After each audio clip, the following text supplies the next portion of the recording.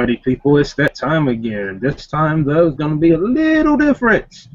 This time, Tarheel by Dark presents a side game that's going to be a reoccurring side game here. Those of you that are familiar with the game, the New World of Darkness game, Scion, Justin Achilles Joint, will be familiar with what we are playing here.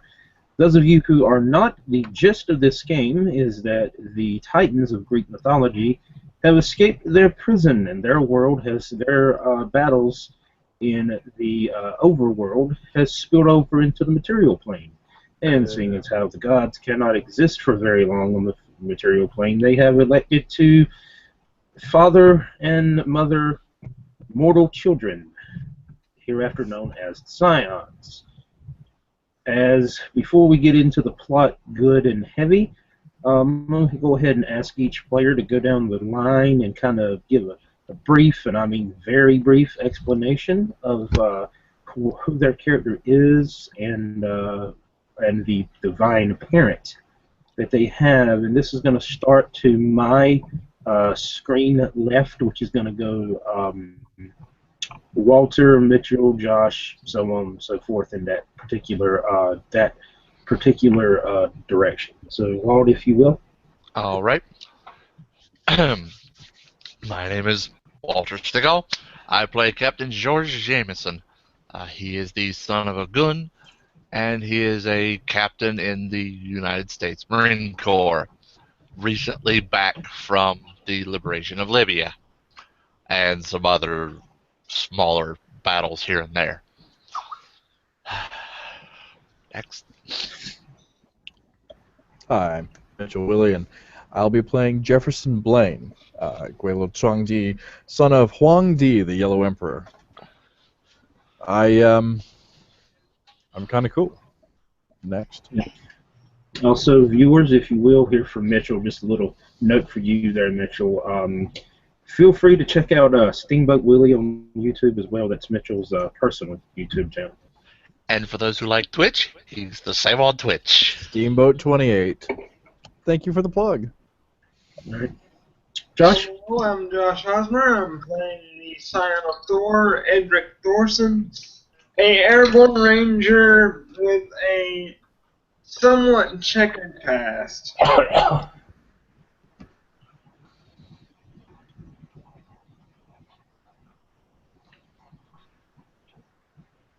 Joey? Sorry. Yes, I'm Nakata Hajima. Joseph Braxton here. Hi, everyone. My son is Nakata Hajima, and he is a child of Izanami, the Japanese goddess of death. He's the grumpy Gus of the group, and has no idea why he's here.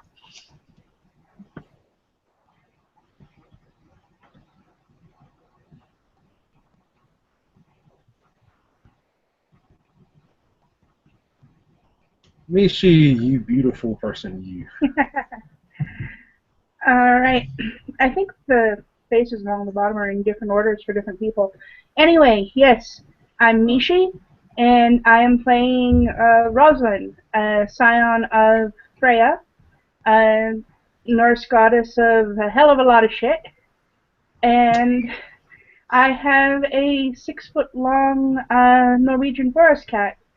So, if you've never seen a Norwegian forest cat, 6 feet long is only slightly bigger than how big they actually get. Yes, next. Hi, I'm Guthrie Prentice, and I'm playing Jake Ahmed, MSc JD. I'm the son of Horus. I'm also my character is also a law professor at Harvard and forensic scientist consultant to a number of agencies, as well as a criminal lawyer. That's about it. All right, now, Walt, if you could be so kind as to screen share our mission brief here again. Now, guys, you are familiar with this little shindig before. It was at least one time you've been called into a nondescript warehouse like this before. We're opening the scene with you guys already seated at a conference table In the middle of this warehouse, which is oddly empty to be a fucking warehouse, and as you look around the table, you recognize people that you have worked with before. Also, in front of you on the table is a file folder, and in the middle of the table is an old school tape player, i.e. the kind you would use to take audio notes in a college class, with a sticky note on it that reads "Play Me."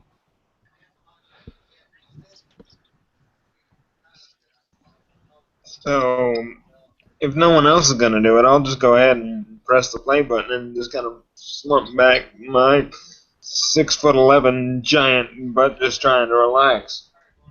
No. That's exactly what they want you to do. They want you to play it.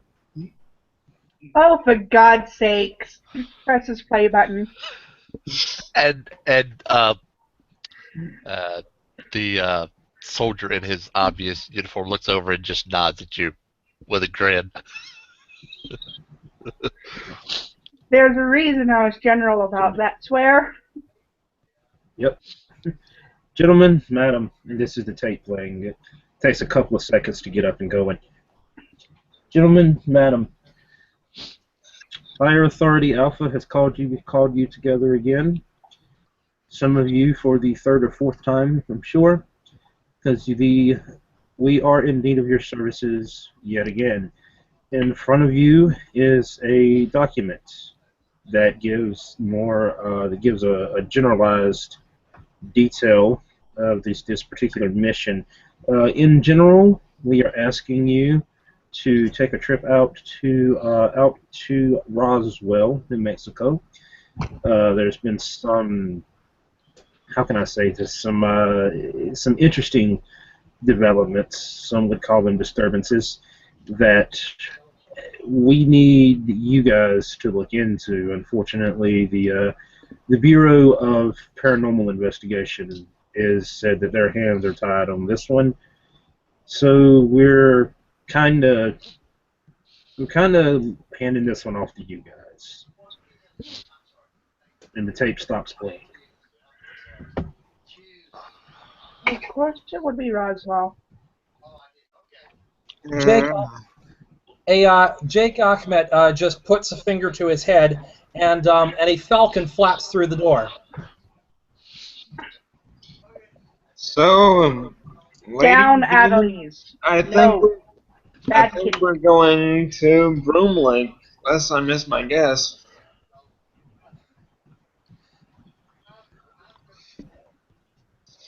Okay. All right. Now, also, again, like I said, you've been through this one time already before, and usually you know that whatever's in that file folder in front of you is always important. So, I'll look over to Walt's character Uh-huh. and just kind of smile. I'm calling shotgun.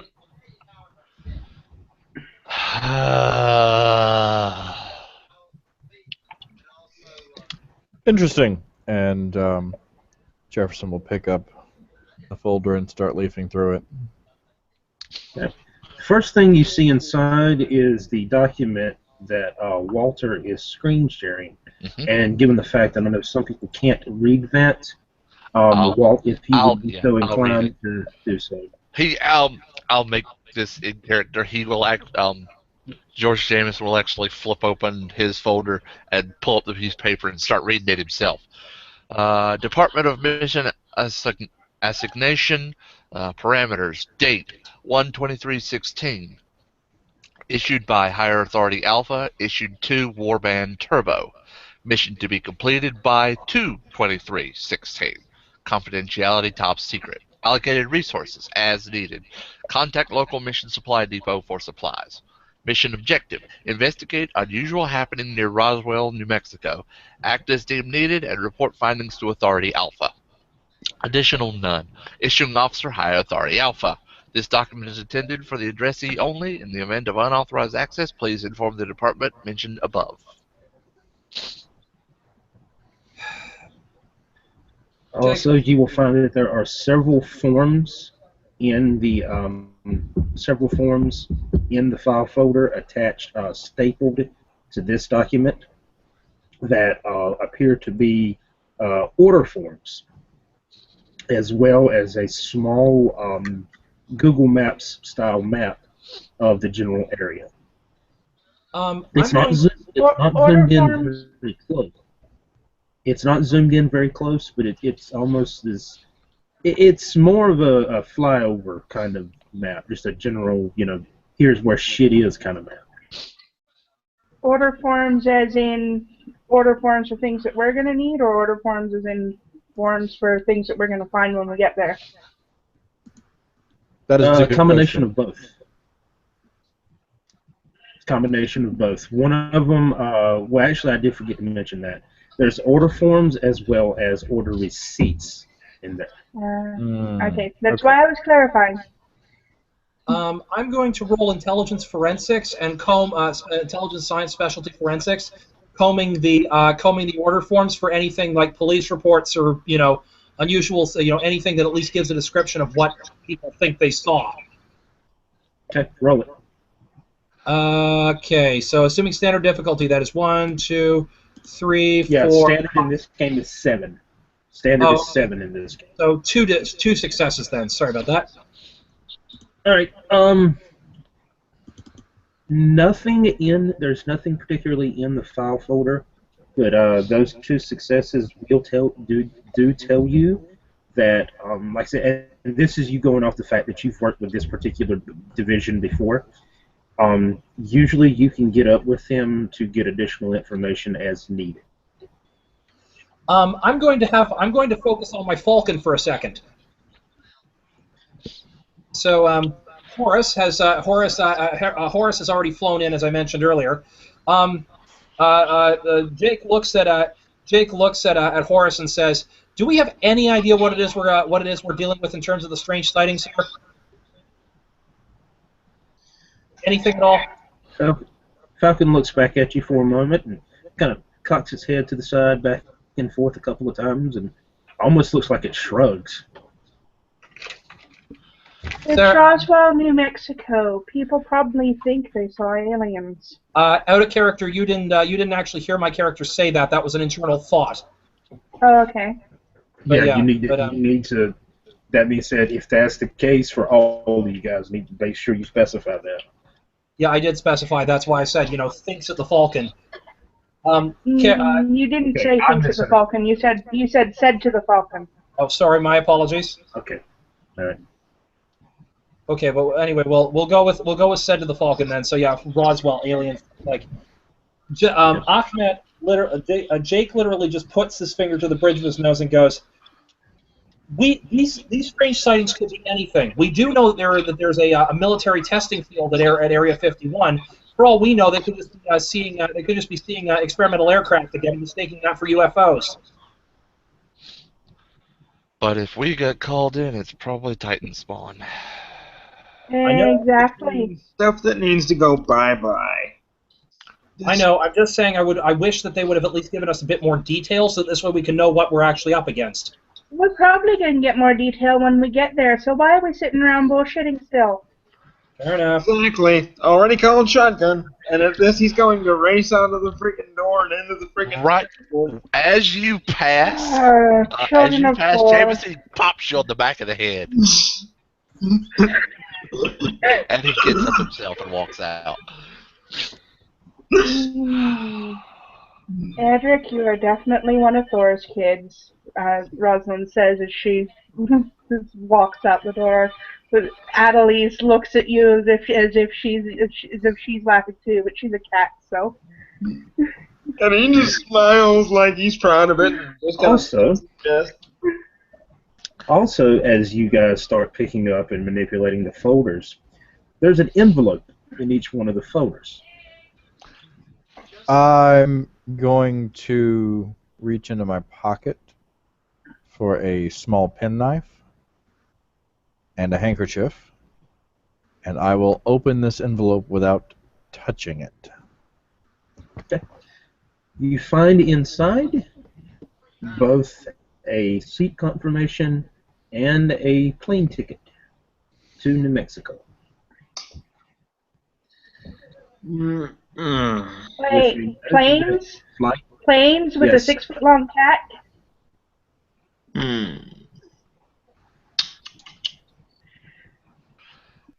There's also a small hand-typed, not written, typed note in the envelope that reads, "Your plane is waiting at insert local airport here."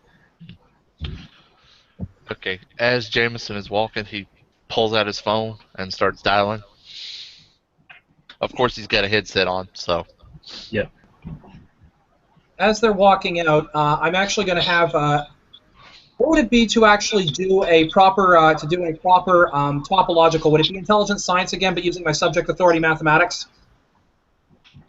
You said topographical. What are you? Are you looking more? Are you looking at maps Topological. there? I'm trying to draw a. I'm trying to use my mathematics and my Egyptian heritage to draw one of my special portals to the underworld. We discussed about this before. Done. Intelligence occult. Intelligence occult. Thank you. Just want to make sure I got the right. Let me find my occult. Yeah, 1 dot. Okay, so that's going to be 5 dice. Once I get back, hang out. While he's rolling, Jameson is actually calling in his squad. Yeah. Okay, rolling. Letting them know where to be. You said standard difficulty was 7 in this game? Yes. Yes. Standard is 7. Okay, that's 2 successes. What I'm doing, just as a heads up, is that my character is drawing a portal and a design. So this way, what he can do is basically, since Roswell's got all these weird occult stops, he's using the map to draw a pyramid on a piece of paper, which he will place down in front of him and open as a portal. Then he's going to jump out at New Mexico inside an occult shop. The reason he's going to do this is because of the fact that, remember that kitty problem of putting a 6-foot kitty on an airplane? You know, the 5-foot ones that won't go into the end of the thing? This is why he's going to jump through a couple of portals and take the cat with him. And Did you tell Rosalind you were doing this before you touched her cat? No, I haven't actually touched her cat yet. I'm just drawing out the portals. But my character basically relays this to Rosalind and says, it would be easier if I could just simply take the cat through. I can pass through the underworld on the way by. The cat won't be harmed. It's just a simple matter of course the cat won't be harmed. It's the underworld. Yeah, but I doubt the crocodiles are that hungry today. No, they're creatures of hell anyhow. Rosalind just kind of shoots you a look like, you want to say that to my face, bastard? But like I said, that's why I said I'll turn to Rosalind and say, how about it? We take a pop through the underworld. Horace won't have any objections. Dad won't have any objections. So. All right, but I come with you. Fair enough. And with the 2 successes, I put the portal down on the ground. Now, because I've drawn the portal with the 2 successes, what do I need to do to actually physically open the portal from the page? It's assumed that those 2 successes are assumed to get everything. Everything works, continue. It's all you needed was just 1 roll. Okay, good. Horace puts the paper down. A sort of swirling mouth, what looks a little bit like a wormhole, opens out of the pyramid and basically provides a staircase down into the ground.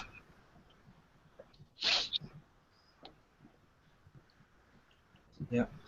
In case anyone else is curious, and in case, just for the record, is anyone else suddenly hearing the Yu-Gi-Oh theme song here?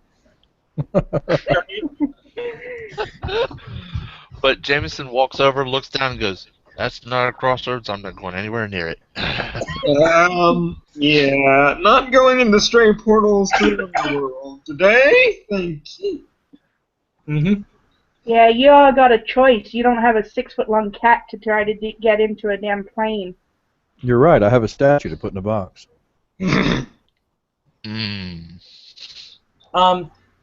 Horace is called over by a thought beam from Jake, and Jake as it lands on his arm, Jake says, "Fly ahead and notify anybody who's there that we're coming, just in case anybody's in a grumpy mood." The Falcon nods and leaves your shoulder and heads inside.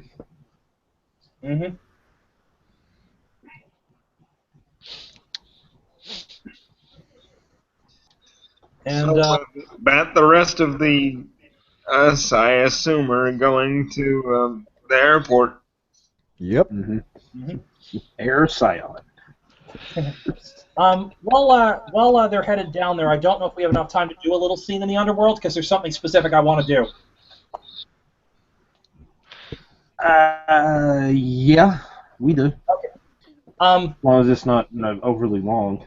no, it's not that. It's not that complicated. When they get to the river Styx, because Charon's still going to have to drive them across in order to be able to set the second portal up to get to the thing. Jake proceeds to strip down before Charon gets there. Okay. And he jumps in the river Styx. What the fuck do you think you're doing? Oh my god, he's lost his mind. No, Rosalind, do you remember Achilles? He bathed in here and only had a heel exposed. Every time I ever go up against Titan Spawn, this is something I do. It renders me a little bit harder to kill. If you say so. Now keep in mind, you guys that are back on the material plane that haven't seen this. We have no clue what he's doing. Only Rosalind knows. Yep. By the way, Will, you'll have to rule on this. Given the fact that it originally gave Achilles invulnerability, a la Superman, classic projectiles, will that still hold for this adventure? Gee, I don't know. Maybe you'll have to attack a Titan spawn and find out. Okay, well, what I meant was projectiles in the conventional sense, not Titan Spawn. Again, I don't know. Gee, maybe you'll have to come back on the material plane and find out. All right, fair enough.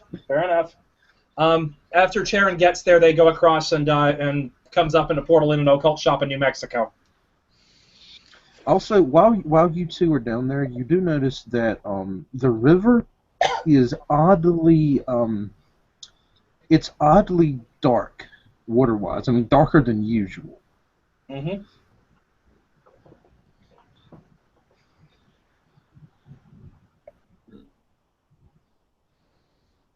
As well as the fact that you also notice that those particular souls that have tried to cross the river without a boat, they didn't actually try to tear you apart when you stepped inside. Mm-hmm. That is unusual. Maybe I need That's extra... That's also why I thought you were going crazy. Yeah, no. Maybe if they're not killing me, if they're not trying to grab at me this week, they probably know I need extra invulnerability.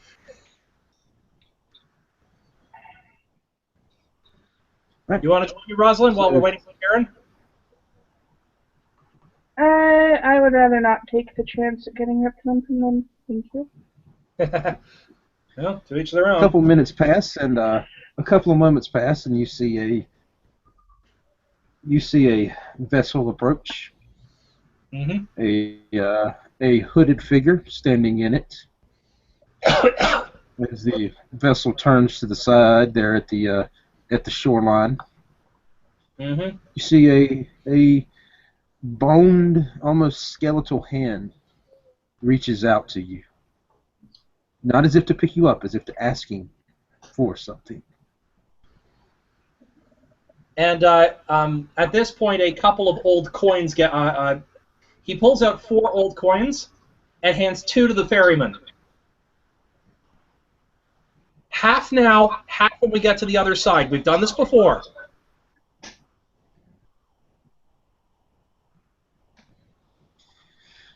The hooded figure looks at you for a moment, and then turns his back and begins to attempt to lift you into the boat. He gets out and puts his clothes back. He gets out, grabs his clothes, sticks them over his arm, and just gets onto the boat himself. And Rosalind, I'm assuming you paid your way as well. So. Yeah, I'm going to also pay for myself and the cat. When you attempt to pay for the cat, that same skeletal hand turns from as if asking to as if to ask you to stop. Oh, you don't take cats? The hand opens back up. This time, the other hand pointing to its palm, and that hand makes a motion sweeping the open palm.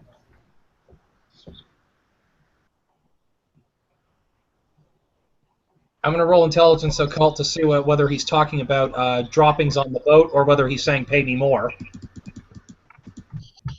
Yeah, I'm probably gonna roll as well. Let me just see. Okay, one. Oh, Success. actually, I apparently didn't take any dots in the cult, so I'm not gonna. So 2 successes. Either he either wants more, or he's trying to tell her that there's no charge for the cat. Oh. Does it... All right, so Rosalind's just gonna ask.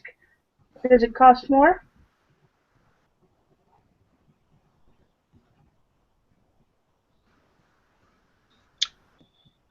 The head of the figure nods as if to say no. No charge for the cat, then. It nods in agreement. Jake smiles and says, of course he wouldn't charge for the cat. He doesn't want to piss off Bast.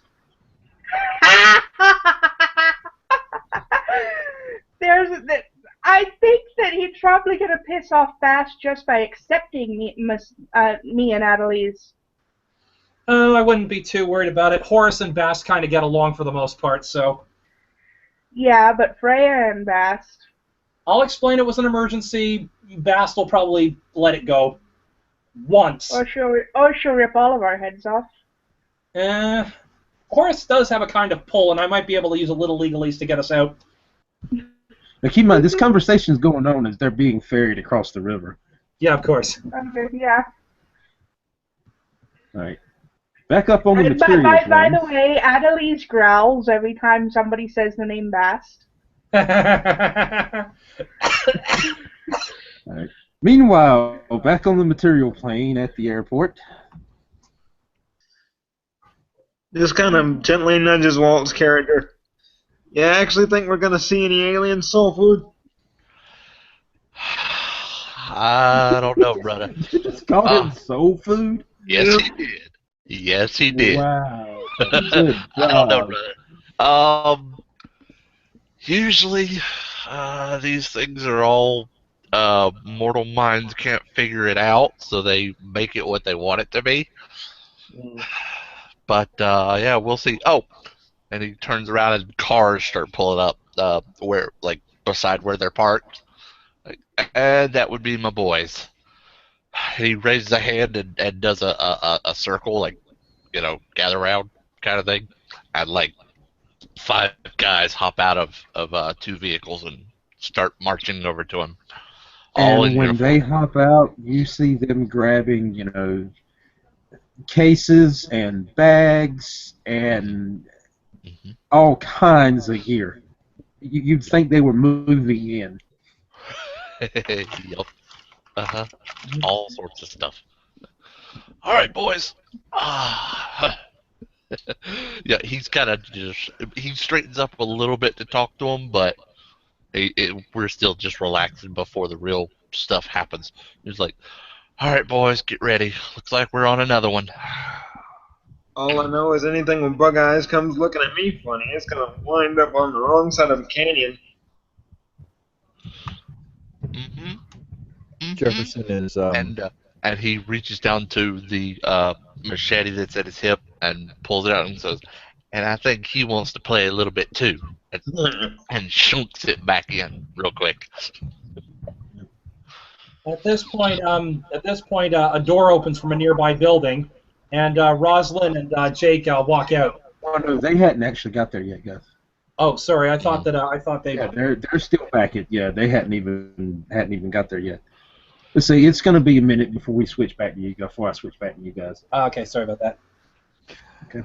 All right. So you were about to speak, Mitchell. Oh yeah, Jefferson is looking over a clipboard with a small brush in his hand and motioning lightly to the people that are like taking the luggage from from here and like moving it behind the scenes. Be careful with that crate. And he motions to a small crate that's about 3 foot tall and about a foot in both horizontal directions. If you drop that, I'll be very upset. And A if gentleman looks back to you. The gentleman looks back to you and he nods. Yeah, sí, señor. Great. Yes, sí, sí, señora. Safe, safe. Also, and he points again without looking up from the clipboard, if you drop that crate, the crate will be very upset. The same I'm gentleman gonna- shrugs.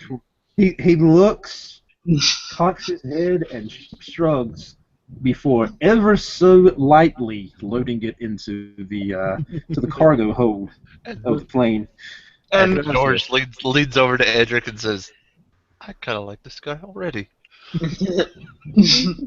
now, if anyone happens to be struggling with any luggage, Edric's going to make very useful use of his prodigious strength and the uplifting might knack that he has and just kind of load them all in. Just kind of hurrying the process along. He's taking like whole crates of luggage in by one hand. Yeah. He's like picking up the whole damn the cart, the wheeled cart thing. He's just putting it in their cart by the cart. Jameson sees him doing that. He shrugs and he walks over and starts helping too. Hey, get us done faster. Yeah. Uh-huh.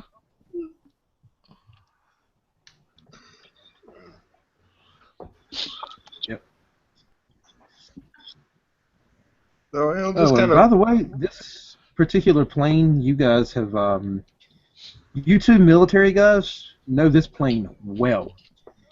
This looks to be a modified C-130. Nice. Edric here, you have jumped out of these many, many, many times. And I've Oh, worked on yeah. a couple. Yeah, it feels like a second time. I mean, second home for him. He's just kind of smiling. Well, at least I can stay in the plane unless I haven't been informed.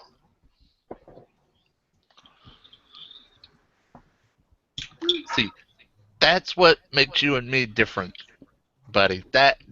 I don't see what the point of jumping out of a perfectly good flying machine is. It's just fun. I mean, we can't fly yet, like some people. He just kind of shrugs. Hey, we all have different gifts. Uh-huh. It's cool, brother. All right, and for those of you that are not familiar with what a stripped down C-130 looks like, it's no chairs. The only seating positions you see look to be fold-down chairs that are built into the sides of the plane, and that's just about it. So I'll just take one of the fold-down spots and just be like folding my hands on my lap, just kind of minding my own business. Hello. 130. Let me see if I can see 130 interior this. Yeah. As I say, if you can find one, it's good.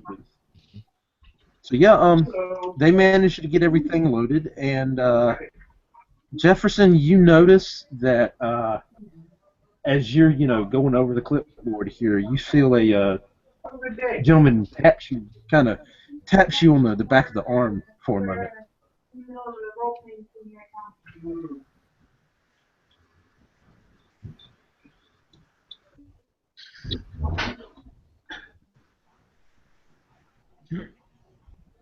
That's you, Mitchell. I don't know if his sorry, net what? might be acting up. No, As you're still looking over the clipboard here, you feel a gentleman feels like he taps you on the back of the arm. yes. Jefferson doesn't turn around. He just asks. Yeah. Reload. See, good. And I'll reach into my pocket and pull out like a 20 and hand it to him. Thank you, sir. Thank you. Donato.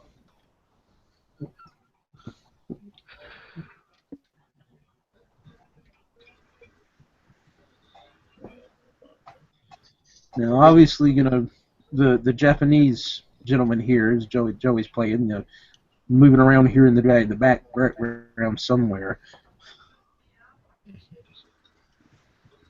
Same thing as you guys head onto the plane, just empty plane. The only thing you see is those fold down chairs in the sides.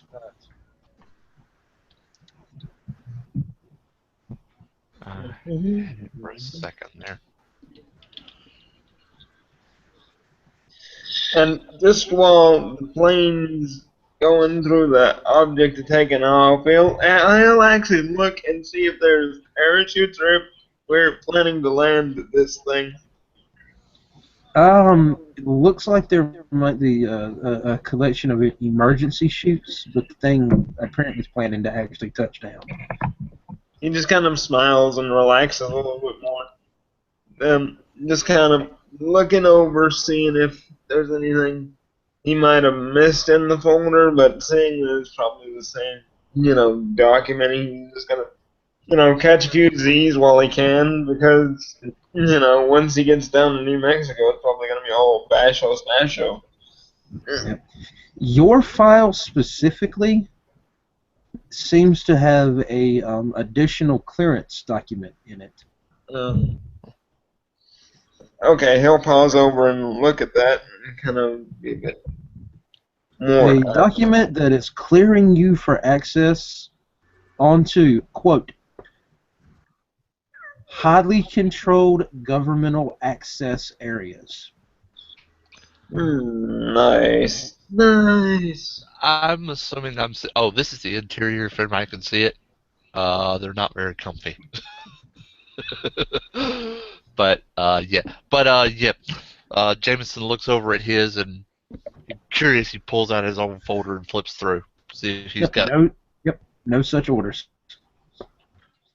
He's the only one so far that's cleared for that kind of thing.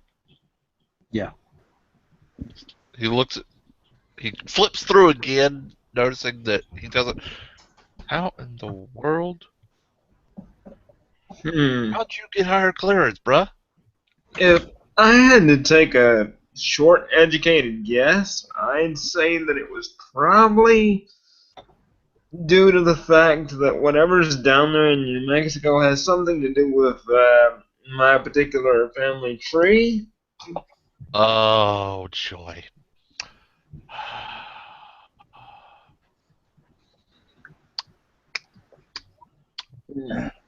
Yay.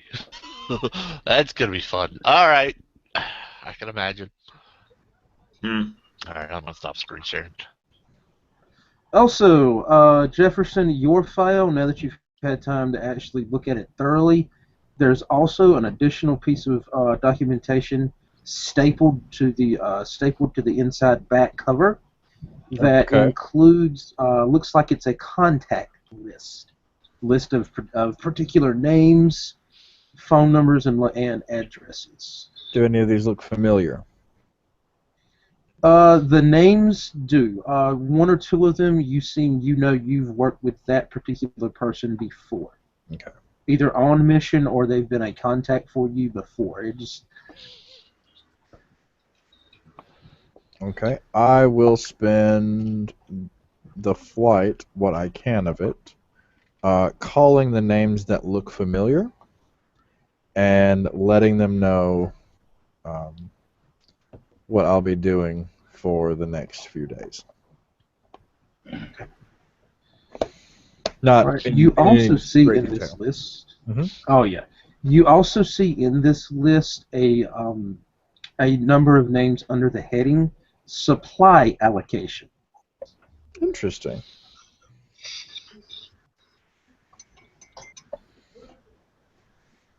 I will take this this piece of paper and I will fold it up and put it in my suit pocket.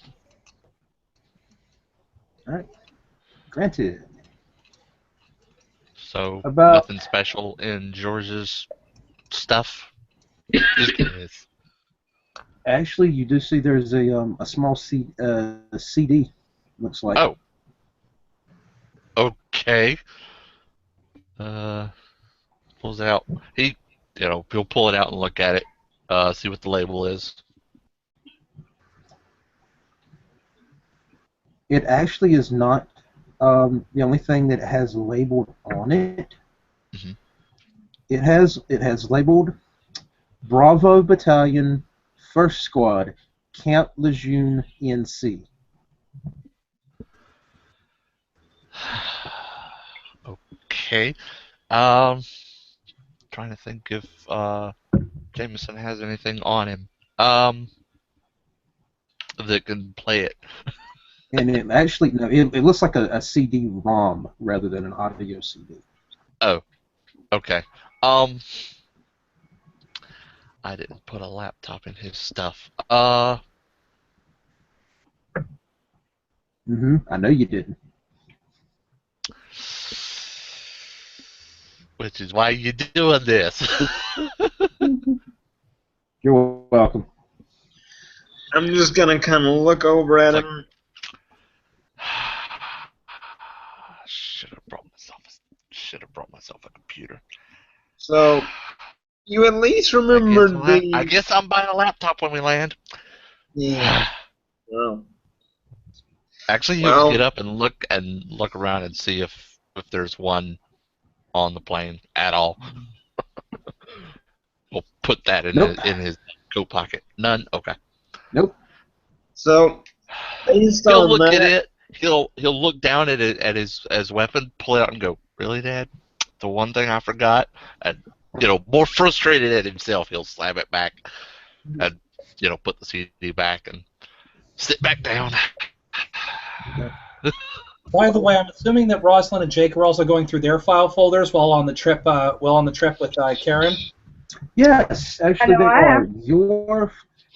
Your folder, specifically their Mr. Attorney, finds a similar piece of paper like Jefferson's of contacts, but your contact list has all kinds of extra abbreviations after the names. Everything from MDs to juniors to SCs to PROF to all manner of titles. Yep. Yes, it'll be nice to finally get a hold of some of these guys. I know a couple of them were good at debunking the last UFO sighting at Roswell.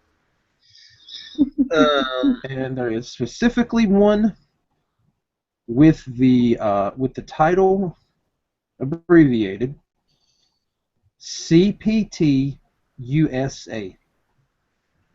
CPT, Corporal for the Captain for the USA, Mm-hmm.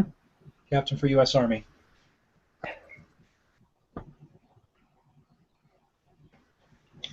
Oh, this should be interesting. I remember this Rosalind, yours has what looks to be some kind of a security clearance. Oh. Access to, quote, highly controlled governmental accessed areas. Looks at security clearance. Hell yeah, I've always wanted to go to Area 51. Tucks it inside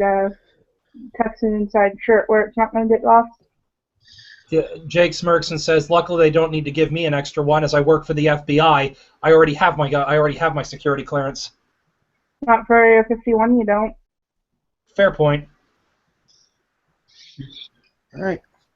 so About 2 hours pass. About a whole 2 hours, and this is including the time that this includes the time that it takes to get across the river. By the way, you two guys that are down there, you swear Kieran is purposefully going the slowest that he can. You swear that he is, especially given the fact that you can see on the other shore that souls have begun, the line has begun to back up. Yeah. Jake turns to Sharon and says, "Didn't we have this issue the last time I was traveling with you?" Without so much as looking to you, that same hooded figure the same skeletal hand that asked for the money, extends, turns itself palm up, extends the middle finger, and shows it to you.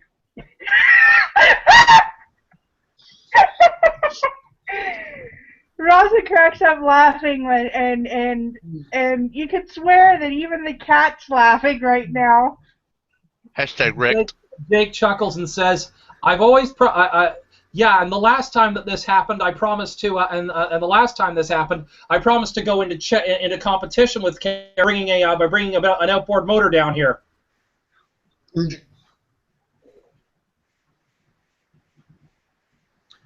As this banter, this little banter continues, it takes all of an hour and a half to get across the river. And you've been across this river before, Jake. It shouldn't take that damn long. Exactly. But in all seriousness, Charon, what's the holdup? That same skeletal hand points down to the river and up to where its eyes should be.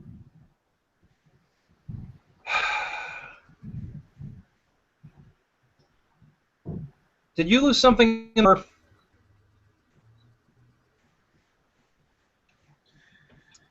The head river? shakes in the head shakes in disagreement and points upward. Looks upward. Points upward. Points upward. Jake looks upward, and I'm going to roll intelligence occult to figure out what he's getting at. That is okay. One of those 10s got neutralized. Still one success. It's good enough to see it. As you look upward, you notice something you didn't notice when you first got down here. You swear you see the New York City skyline.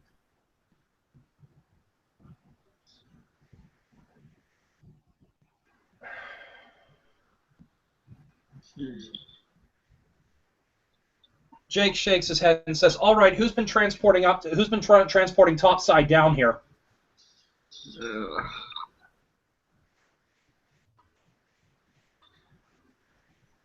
The barrier's been... Karen drops to a knee. You notice that the boat continues to move while he's doing this, though. Yep. He drops to a knee and begins drawing letters on the deck of the boat. Letters that spell out G-I-A-I-A.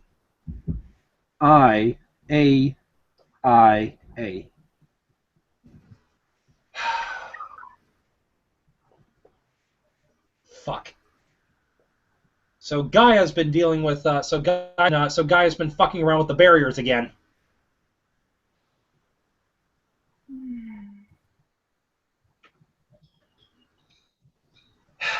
Harry, Jake. He continues writing the word N-O-P-O-W-E-R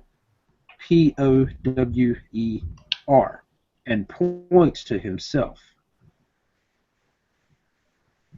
O-W.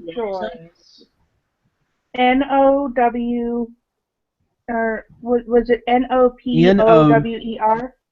Correct. No power.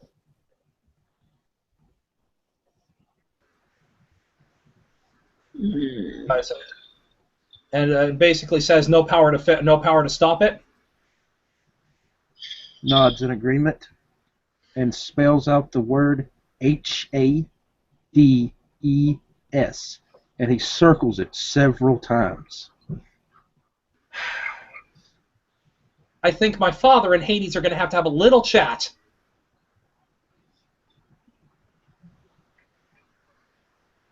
I just saw what Mitchell put in the chat. That's awesome. Nice one, Mitchell. Yeah. Nice. Harry, as we head back up topside. Mm-hmm. Meanwhile, in Roswell International, a unscheduled C-130 has made an emergency stop.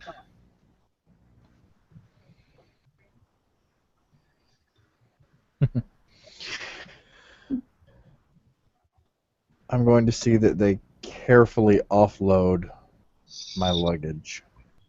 Actually, the same one that had been talking to you, as apparently the same luggage crew came with you. See, their local crew starts to head over and start unloading.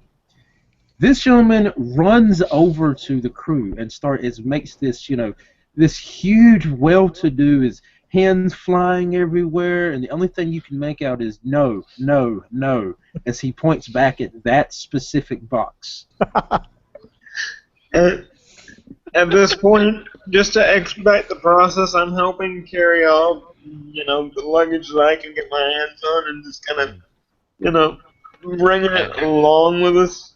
Asking around with my crew whether we brought the squad computer, whether they remembered it since this guy forgot it. Hooah! Huh? All you get. Hooah! Yeah. And So, I'll just kind of tap the hip holster in which my scary machete of death is stored. Did you not check your gear, man? they usually handle it. I usually carry my laptop with me. I forgot it, okay? Oh, boy. Okay, we'll go by a Radio Shack or something. Shit. Please no. No. I'll go to a hole-in-the-wall place. Are you having problems? Anytime, Joey, anytime would be okay. Nothing I can't Because handle. you're in the plane. You're in the plane with them as they've touched down. Walt, you hear a voice behind you. Okay. This speaks. Uh-huh. Leave it to a damn Marine to forget everything.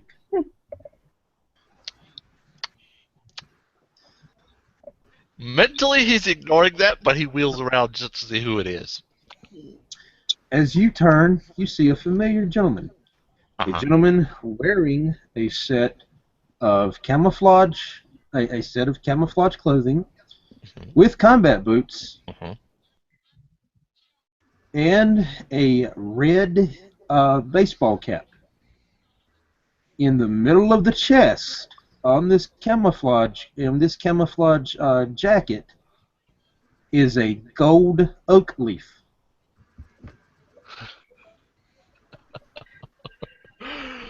Hold on, let me see if I can quote it. Is it Martel? Yes, it is. He snaps to attention immediately. Stop it. Sorry, Dad, have it.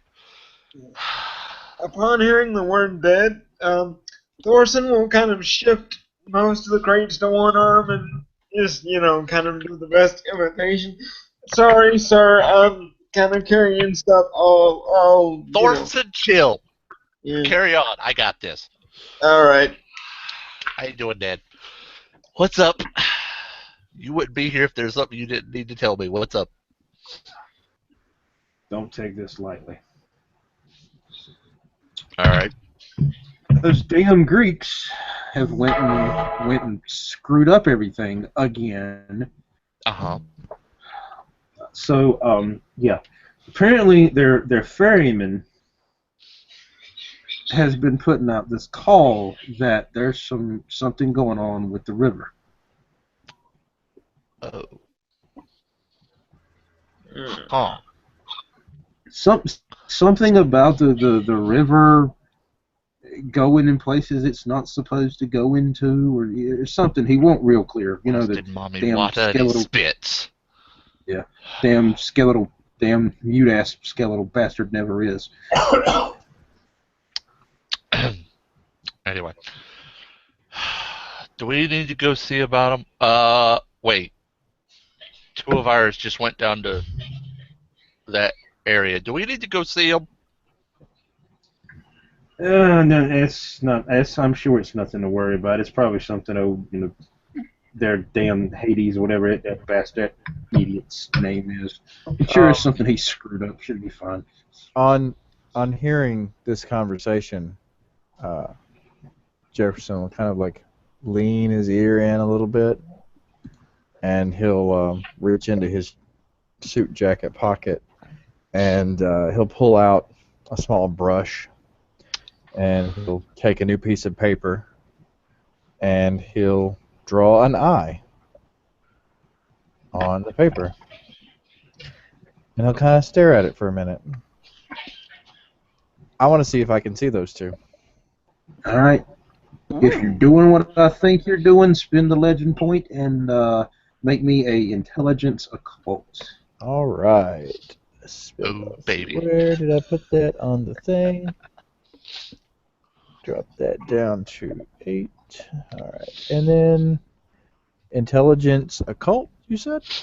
Correct. Correct.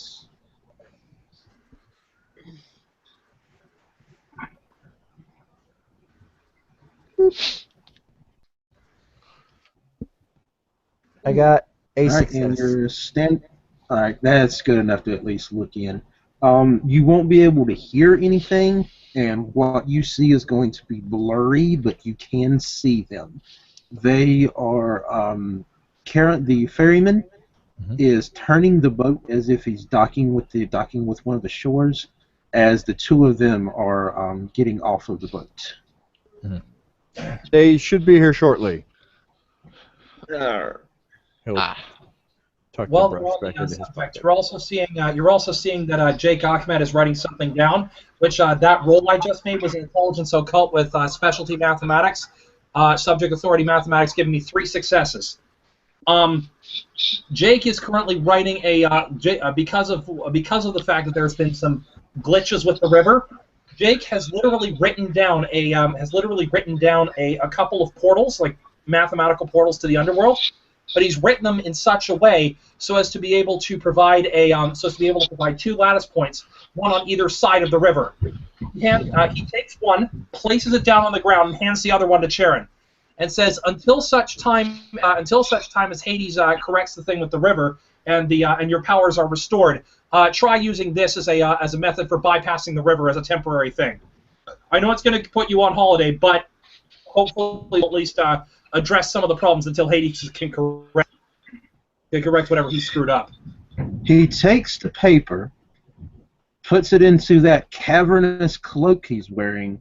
You see, he opens his hand and rapidly, with one finger, taps on the palm. Jake hands him the other. Jake hands him the outstanding money that he owes.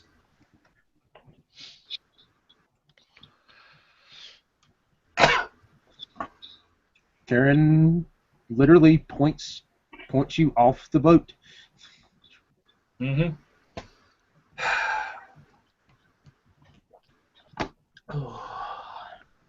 And meanwhile, somewhere in Hollywood, the apes from Planet of the Apes are yelling, "Go!"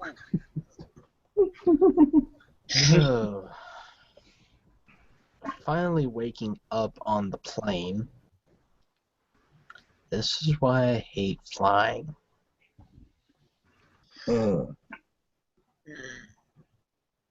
Wait. Leans over to Thorson. Who's the happy-go-lucky fella? Turns around on one heel for about 2 seconds. Goth kid? And then he turns back around and heads towards the base. By the way, the back hatch of this plane has been opened. So, yes,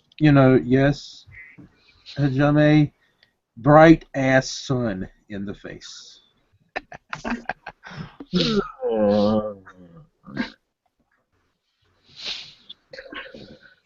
Someone please tell me I am dead and arguing with my mother, or this is punishment.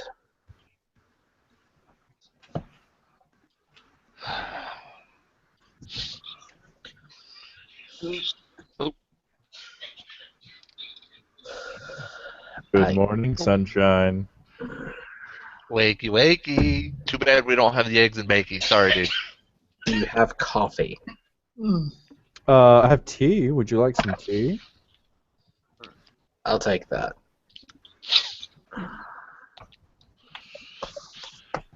I will Fetching Captain the Jameson, at the mention of coffee, one of your boys actually Uh-huh. puts up a finger Oh, and points I over to one of the cars that they were driving. I believe we have coffee. Go get it. He points it at at the one that said we've got it.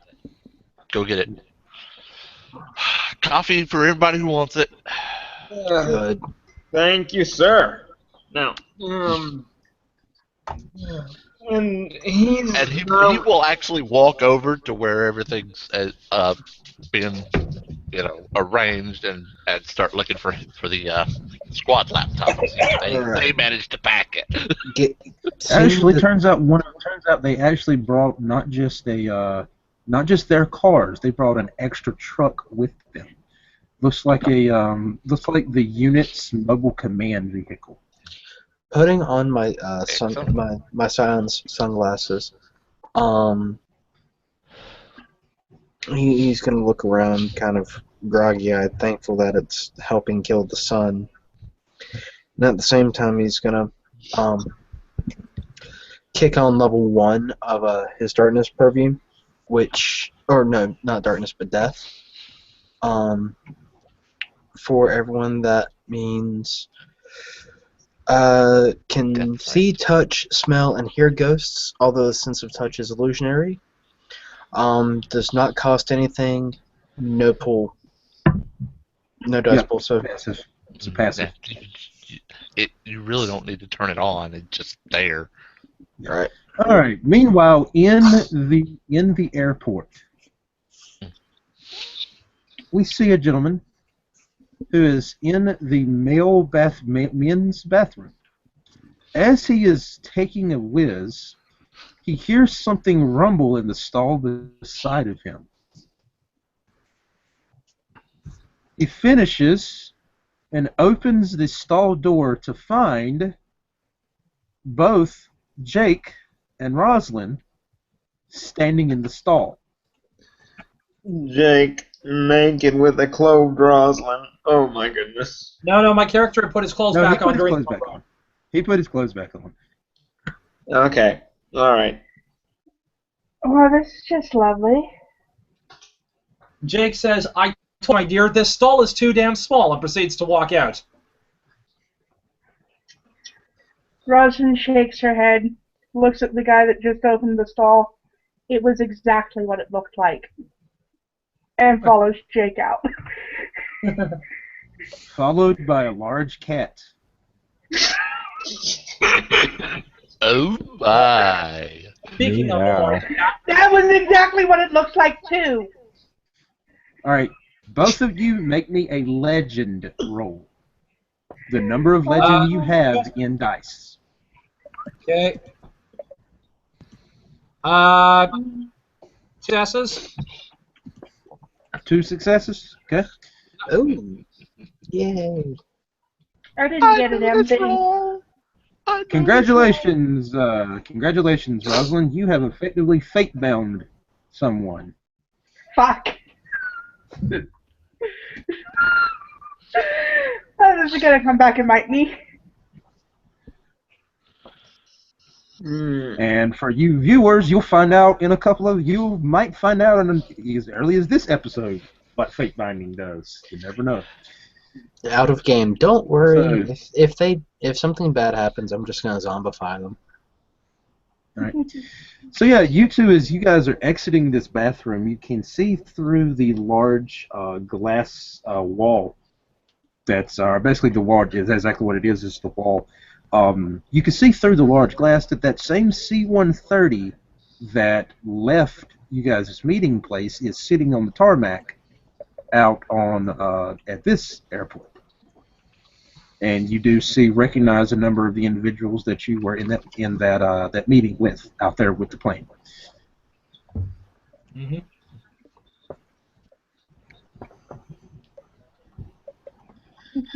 Oh, but anyway, Jameson goes and grabs the computer that was packed and pops the CD into it, turns it on, and all that. In the meantime, Rosalind walks out the sliding glass door and waves to the group. Hey, we made it. Oh. Hey, Ross. What's up? He looks up from his computer and waves at her, and goes right back to it.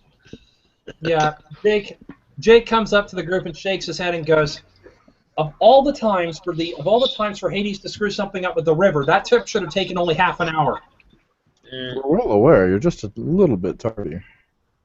Yeah, well, unfortunately, Hades has screwed with the barriers again, which means that I've had to do something to buy the river temporarily until such time as Hades can whatever he screwed up. That seems... His comment of the river, Jameson, Mhm. perks you. It's like, Dad just said something about Yeah. the river, it's like, wait. who seems River. to now be missing now that you've looked around. It's like, I swear, and he actually said, I swear a gun, hearing God, quit that! And he turns around, river. Ed said something about it. Yeah. And You guys and your I rivers. didn't catch all of that. Say it again. That was said about it. I said Hades is fucking with the river Styx. Something about barriers. the barriers Yeah. between our What world. Will said as Martell. Oh, that the river was being misdirected into the wrong places. Namely, Okay. that it's managed to end up on this plane, and it shouldn't be. Okay, all right. Yeah, about the river. It's on the material plane. That's what I was figuring from the skyline. It's part of the reason I set up a portal system to bypass the river. Skyline, where? New York. Okay, the Styx is in New York. Fun times Right. all around. That Great. can't be good. He thinks a minute. Wait.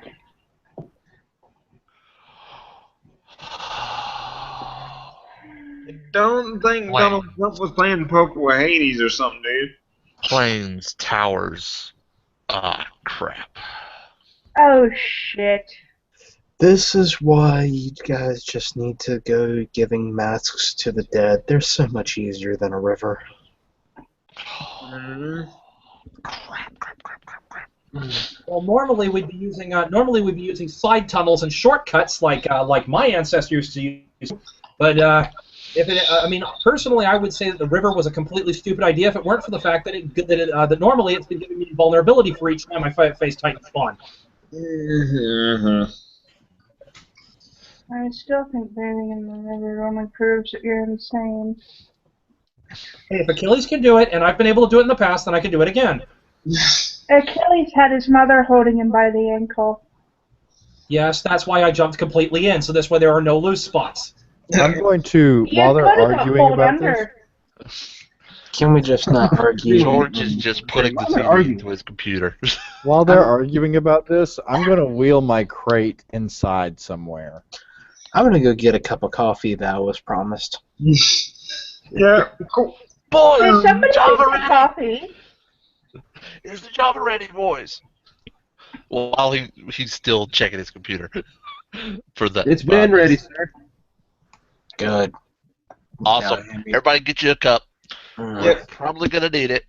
Steaming right behind. He points at the one that said it, and he waves. He holds up one and waves it over. It's like, bring me one, because I gotta check this. Yeah, And I'm checking the CD-ROM. Grabbing that, just grabbing What's on it? Just look at that. I'm going to go sit down. This is not military coffee. They stopped somewhere, apparently on the way here, and got a couple pounds of beans or something, Nice. because it doesn't even taste like military coffee, and it's unusually hot. I mean, hotter than fresh coffee should be. Yeah. Out of game. Wow, that is some hot coffee. In game. I mean, But yeah, he just takes a sip, and fire immunity, he just... Nice. Nicely done, boys. And downs it. this tastes like Starbucks. What would I roll to recognize where the coffee is from? Because if it's actually an African or an Egyptian coffee, my character, if it's from the area around Egypt or that surrounding countryside, my character might recognize it. That would. That would be I'm gonna say Perception. alertness. All right. I think this game has alertness on the sheet. Yes. Oh, well, awareness. Yeah. Awareness Awareness does. does not have It is alertness. awareness in this case. I mean, awareness is alertness, etc. Okay, so I'm going to roll 6 dice to identify where the coffee is from. I'm gonna roll a perception awareness to see if I actually see the bag of beans.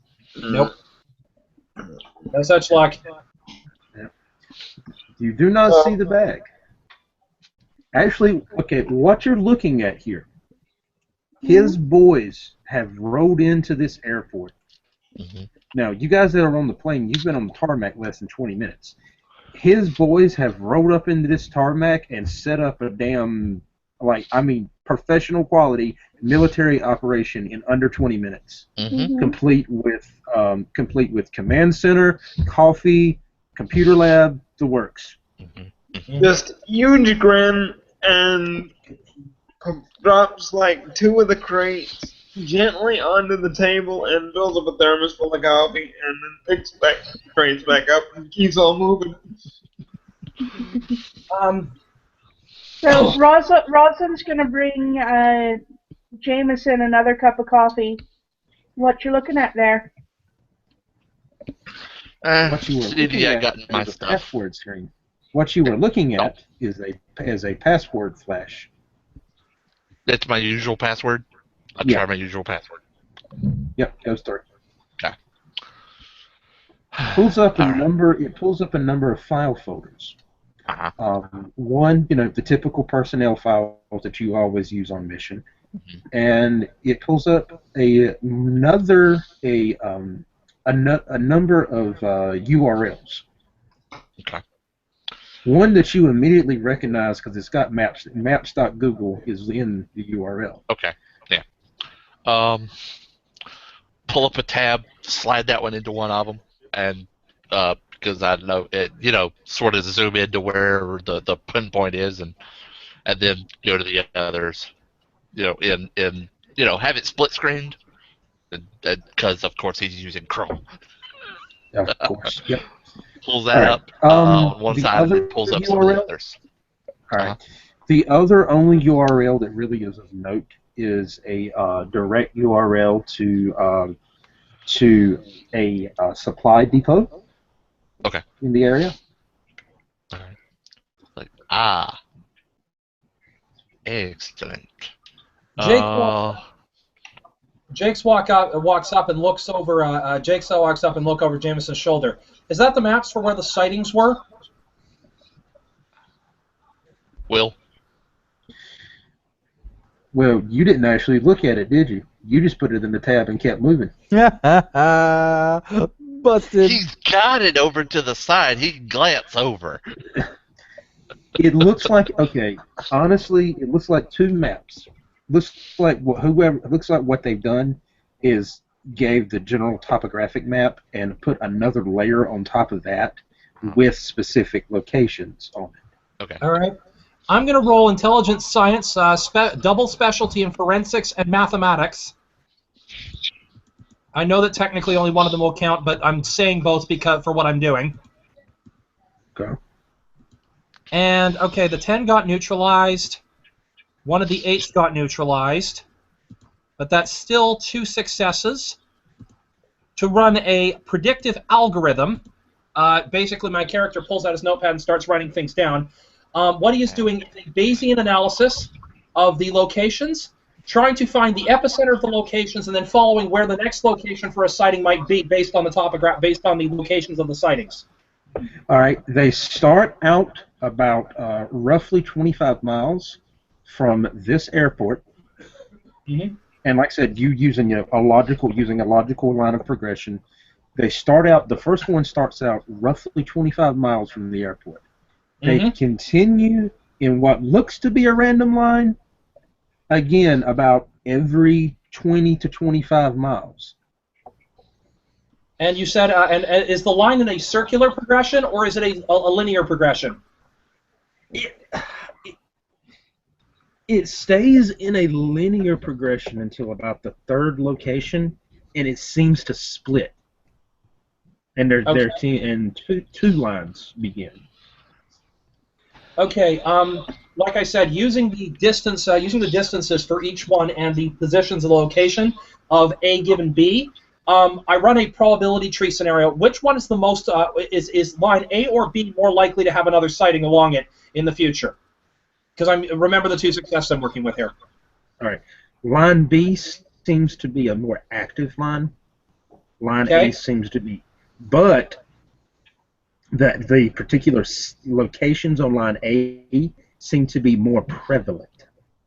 Though Okay. B seems like the line B has because actually as the captain here is clicking on each location, there seems to be a progression of dates.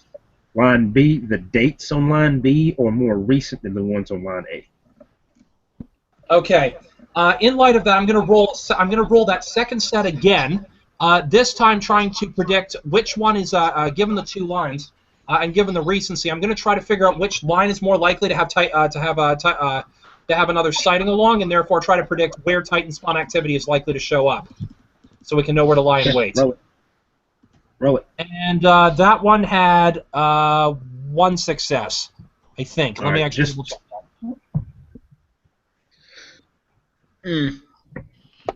By the way, like I said, also by the way, you guys can help each other. Yep. I'm busy Maybe opening the crate. be looking back at the captain, and he'll be asking, is there any particular place where you want these luggage crates to go? I mean, just because I'm built like an ox don't mean I am one. He'll look back, and he'll point to wherever the storage area is of this little setup. He'll point, like he'll just point. He'll keep working and just point back there. All right. So, quickly just see a large... With this guy, this other guy standing over his shoulder, he'll look at him and go, "What you got?" Finally, having actually finished drinking the coffee, now that I'm alert and paying attention to what's going on, Also, those of you that did drink a cup, those of you that had a cup, you are one additional bashing level up on your health. Cool. Oh, okay. Yay. Extra bashing. Okay. First off, I'm gonna look for anything even remotely out of the ordinary, minus us. I'm gonna try and see if I can spot that. Yeah. I know that sounds kind of vague. That's why I'm not expecting much luck here. All right, 6 dice. Nope. Coffee is not kicked in yet. I'm also going to run while we've got the lines of where the sightings are and the progression of where they are, I want to also run a separate analysis to see whether or not Titan spawn might be using a specific area in the area as a base of operations. So I just All want right, you that's going to take a couple of rolls. So That's I going to want take a to know- couple of extended rolls. Okay, that'll be, yeah. Because bear in mind that the model that I was using for predicting where someone was going to strike next requires that I actually find their base of operations first, because this is a serial offender profiling model. So I'm going to take 2 more rolls for that. And that is 10 got neutralized, 1 got neutralized, so 1 success, followed by a second roll of... All right, regarding your question there, Mitchell, yes, but until we, but I need to work with you after this to get it, to get it at how defined you want it. Okay.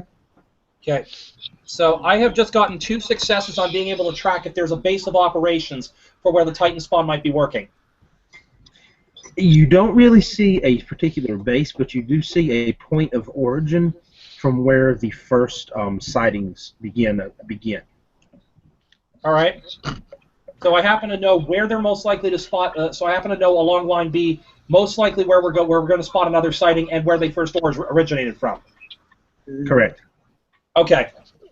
Cool. Okay, so yeah, not spotting anything. Damn it. Okay. You know, Time other for than the planning. fact that there's a random C-130 sitting on the tarmac. All right. Oh, I'm going to Rosalind's just kind of sitting on the ground, leaning against Adelise, who's laying down behind her and going through her what she calls her first aid kit, which is damn near a mini pharmacy. Nice. so I'll basically sit down, open up my little thermos full of coffee, drink a little bit down. Okay, so where exactly is Broom Lake Air Base located at?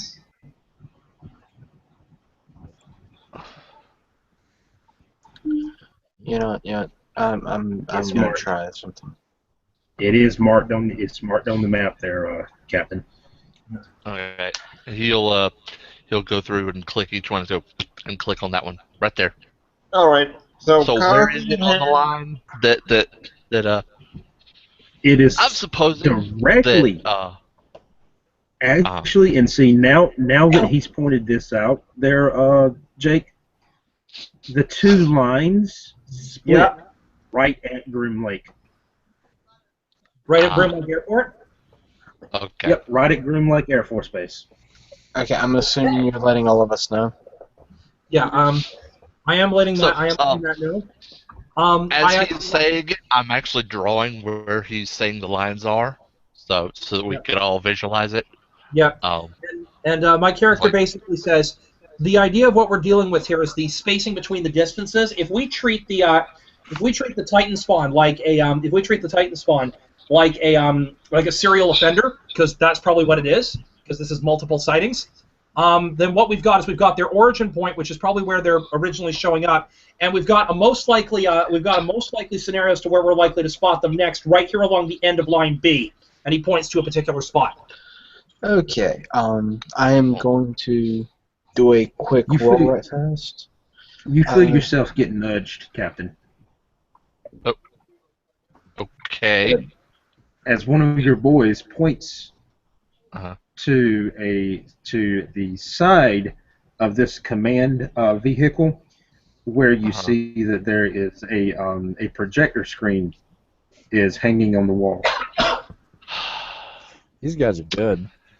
He looks around and says, "Yeah, it was getting a little crowded. Good idea." He'll actually go over to the projector and that's set up, and he'll grab the cord and plug it in the back and do the necessaries to put it up on the wall. As they come up on the wall, Jake pulls out a laser pointer and points to the exact location. Carries one. Damn, Jake's already ahead of the game. He's like, Nice. "Ah, laser pointer. So Right as he's here." working, Down, Adelise! Ready. Bad kitty! But yeah, Like, Jake I basically like this guy. Jake basically says from the algorithm I've planted, this should be our most likely target as to where the Titan spawn will show up next. But given the fact that with the Air Force Base is where the lines fork, and given the origin point, I'm wondering whether we should all go directly to where my model predicts, or split our forces to try to track where the origination happened. Role players know, never split the party. Don't attack the kitty, okay? Grabbing my cell phone, I'm actually going to whisper to it for a second. I'm actually fixing to attempt to roll level 1 of the Tsukigami. I'm going to try and get the spirit in my cell phone to wake up and turn itself into a tracker. Oh. Joey, One success. for our Warhammer players, Joey's trying to awaken the machine spirit. It works. Because I got one success. I only have charisma. I have nothing in presence. I have 3 charisma, and I got 1 success. That's enough. Okay. You hear a small bit of contention, almost of a very sleepy and very groggy why, but it does seem to want to do that for you. Okay, I've got it up for a few minutes, so I'm like, okay, I will try and get you back up in a few minutes. I need you to use the cell lines to get to that position, at which point I will contact you as soon as as soon as it seems like things are fixing to go down. I'm going to need you to relay to me any information about that location you can find. At this, Jake also relays to Horace telepathically. Fly over to the location I predicted on the map and see if anything shows up. Relay back to me accordingly, please. Say, As you attempt Ross. to do that, you don't seem to hear anything on the other end of the line there, Jake. Mm. Almost as if you've lost contact with Horace there for a second. Hey, Oh? Will, going to a particular website and using his clearance to see if he can see anything at the AFB. AFB. I should know Air this. Force Base. Oh, yeah, okay, cool. All right. Well, that's all going. Well, there's a downside to this coffee. I'll be right back. And with that, he's getting up, Gotta poop. heading And he straight to says the. that as you walk away. I He heard actually that. points to a certain area So, as you walk away. with that being said, I'm moving over to. One of the captain's boys, without turning, so much as turning, you hear him speak. Latrine's over there, bud. So, All right. Captain's pointing too at it, just like it's right there. so while all this is going on, I'm going over to Miss Ross, and I'm basically gonna just mention the fact, this is probably one of the few times we're going to have clearance to check out Area 51. You want to go ahead and investigate? You got clearance. I got clearance too. Rosalind holds up her hand. So I can only assume that this has something to do with our particular family line then. Probably so. I almost shudder to think, but come on, we get to see inside that place, so what do you say? Nobody gives clearance to little ones. Are you fucking with me right now? I've been waiting my whole life to see what's actually going down there. Alright, so you're driving, I'm calling shotgun, let's go. Come on. All right, so the two Asir are going to go ahead and you guys going to go ahead and advance party that. Mm-hmm. Oh, of course. Since the We'll be cat's back. gone. All right, we'll be right back. We'll be right back to the Asir family right after this. Returning Back from to the the forest. back from the restroom. Also, by the way, I forgot to ask, what's the weather around us? It's semi-overcast. Actually, there is a computer in this little command center here. Just saying, hint. You could tap and say what's the weather. You could ask somebody what the weather is. Can someone please, or can someone? Well, no. The reason I was actually asking this, I'm sorry. I meant to say this was actually out of game. Oh. Yeah. Oh. Yeah. Oh, by the way, Guthrie, the reason why you seem to have not been able to get up with Horace is because now that you now seem to be able to the link seems to come back. Mm-hmm. And you hear what you're almost sure would be the equivalent to the phrase "damn AT&T cell towers." Ain't no AT&T. That's all Sprint. That's all day, every day. Yes. Jake thinks back. Next time we do this, I am setting up portals through the underworld again.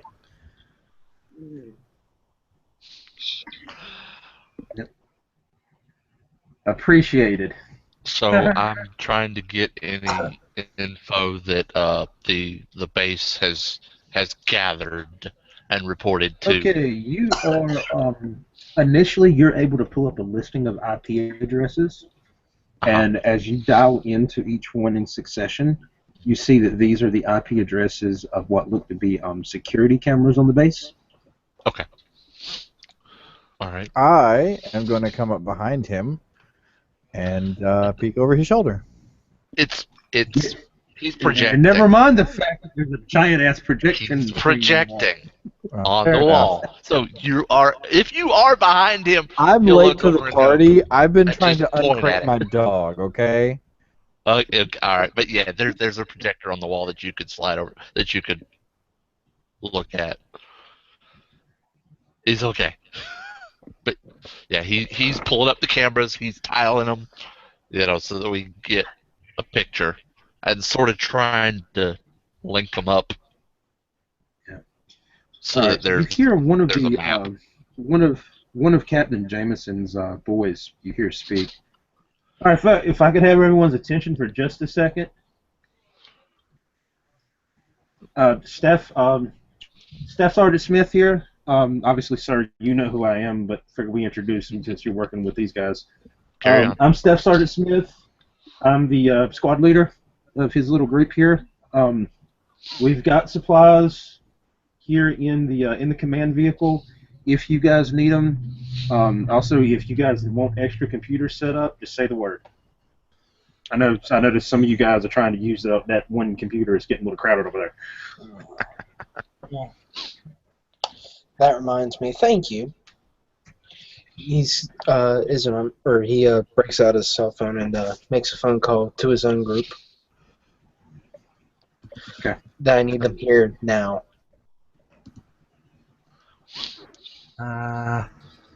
Crap. Okay, that's not going to give me much. Yeah, he actually looks over at Smith and says, Smith, I might need y'all's eyes. We may need to ship you over to the AFB. All right, copy that, sir. I'll be ready to roll. Ready to roll in 10 whenever you need it. Roger. Oh, And for those of you characters that don't know military jargon, you are just as fucking lost with some of these words that these guys are throwing back and forth. Uh-huh. Everything from a fob to a sit rep to it's. Yep. The guys talking about what they might need to do, yeah, amongst themselves, and Jameson's just nodding. And occasionally he'll interject with something like, "No, do this." And he'll actually at one point reach into his uniform and pull out a chain full of dog tags. Just let them hang, and those in the party can see they're glowing. Who wish to see them? If you wish to see the glow, they're there. It's there. And for those of you that didn't get that message, other Scions, you as a Scion, you can tell where relics are because they will glow. And that machete at his hip is also glowing. If you want to see that.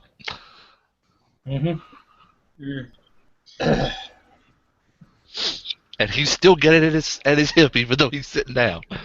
He's sort of worked it where it's sticking down beside the chair. All right, and now as far as what's going on in the command center here, it's a real controlled chaos. One guy's got his running Cat5 cable. Another guy you see is taking things equipment out of boxes. Like I said, it's a real controlled chaos situation here. And somehow they're managing to not bump into each other. It doesn't seem like there's a pattern, but just missing completely. It's also about this time you see a second projection screen extends itself from the top of the vehicle. And when I say command vehicle here, it looks almost like a fire truck would look. but it has like a van type cabin in the back of it that's large enough to support the group here. Mm-hmm. Oh, great. Just all we need. A rape van to go along with us. Because that doesn't look inconspicuous at all. Yeah, well, So, are me and Military Rosalind rolls just through basic- all the time. Are me and Rosalind just basically trudging out into the desert, or did we swipe a Humvee? What do you mean swipe? You were escorted to one. Awesome. Complete with your own driver. All right. Awesome. while we're in the process, Jake is going to relay a message to Horace, telepathically saying, actually, on second thought, sorry, hang on. Are they headed to the same base where I predicted the Titan spawn were most likely to show up again? Yeah. Mhm. Okay, so... Yep. All right, while they're on their way out there, I'm going to be working on another portal set. This one is rerouting through the Great Pyramid in Egypt off one of the false tunnels there. That's why I don't have to use the river to get to the location. It's coming straight out of Karnak. Yep, bouncing to Karnak and bouncing back to the Air Force Base. Nice. Yep. Using intelligence occult to set up a series of wormholes, well, portals in this case. Yeah. Same thing. Okay, just for the record, Guthrie, we don't all need to jump into, the song One Night in Cairo here, just saying. Okay, fair enough. But anyway. We can, that however, is- sing One Night in Bangkok, because, we do have a bureaucracy member with us. Right, that was one success to get to where that was. All right. You bounced it off of a pyramid. You're pretty sure it wasn't the one in Egypt, but you got it off of a pyramid. And I did manage to get to my destination. Yeah, close? but you're pretty sure. Yeah, but for some reason, in the process of doing this, you keep seeing things like drum sets, guitars, pictures of famous rock stars. Oh, crap, I went to the pyramid in Vegas. Yay, hard rock! I got to the pyramid in Vegas where Elvis was safely injured. I got to the pyramid in Vegas. Damn it. Yeah, But I at least got to the destination where they're headed, correct? correct. All right, good. So I'm at the Air Force Base now. And Horace should be showing up shortly. Actually, as we cut scene back over to this this lone Humvee making its way over to Area 51, for some reason this Falcon.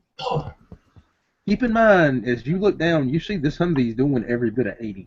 This Falcon seems to just land on the hood of the truck with the most, graceful maneuvers, almost as if the thing was sitting still. As it does, it simply sits there and rides along, preening its feathers every so often. So, can I honestly ask, what? Jameson will open the what little window space there is. He'll open one up and look up at it. You gonna come in?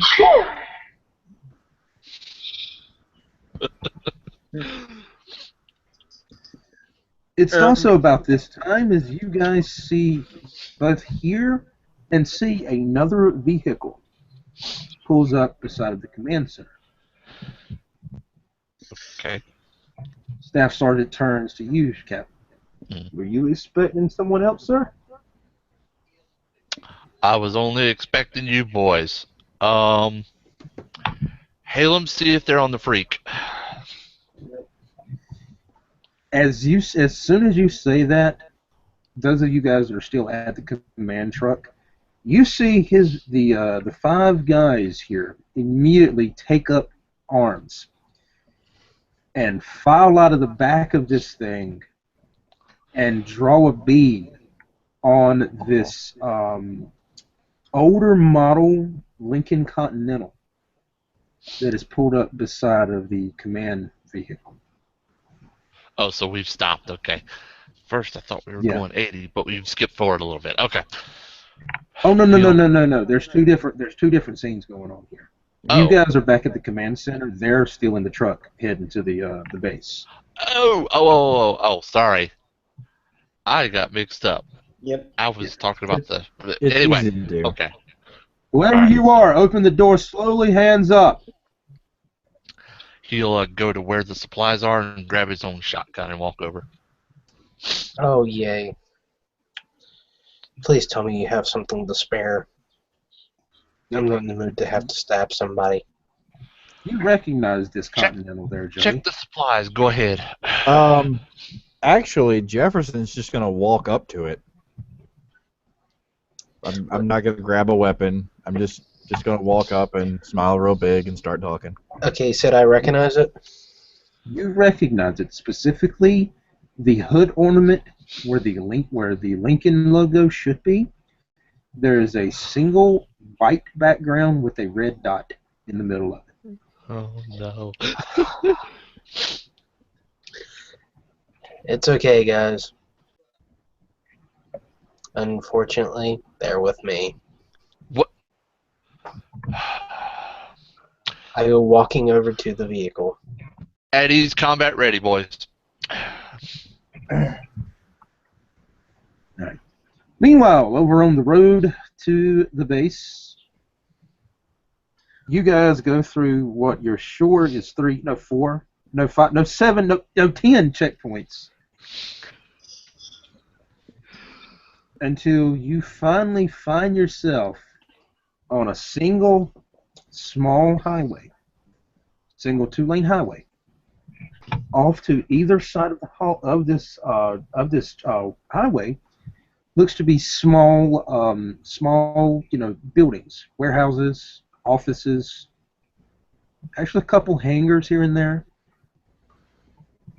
And you drive for what feels like maybe about 20 minutes until you find yourself where the road quite literally just runs out.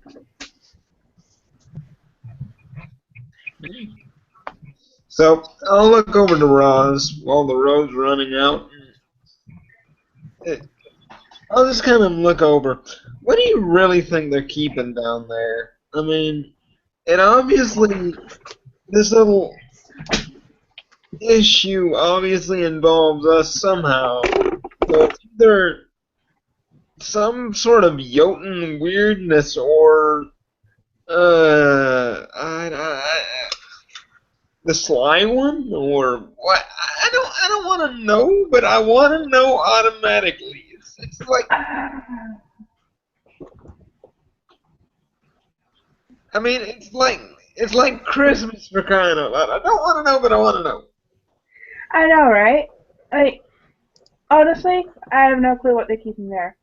But if they gave us special clearance and not anybody else, then my guess is it's either something related to our family or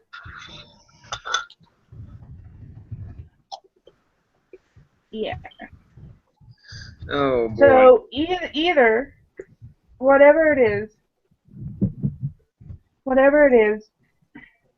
all I can really say is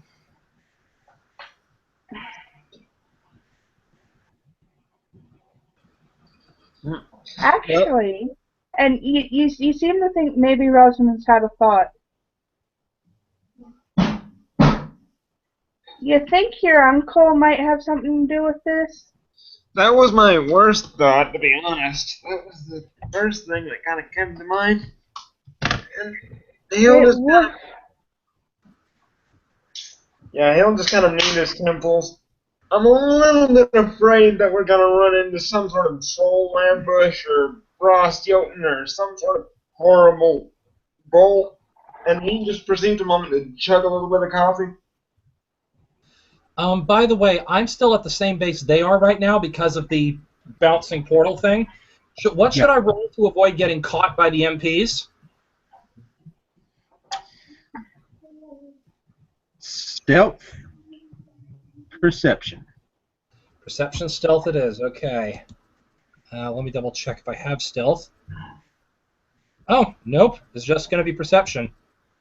Just perception. All right, 4 dice, and hopefully I don't f this up. That's 1 success. 'Cause I didn't- For the moment, they don't seem to have spotted you or spotted any kind of presence of you being All there. right. Well, my character has walked outside by this point, so he probably will rendezvous very shortly with the two Asir. Actually, what do you mean very shortly? They're right in front of you.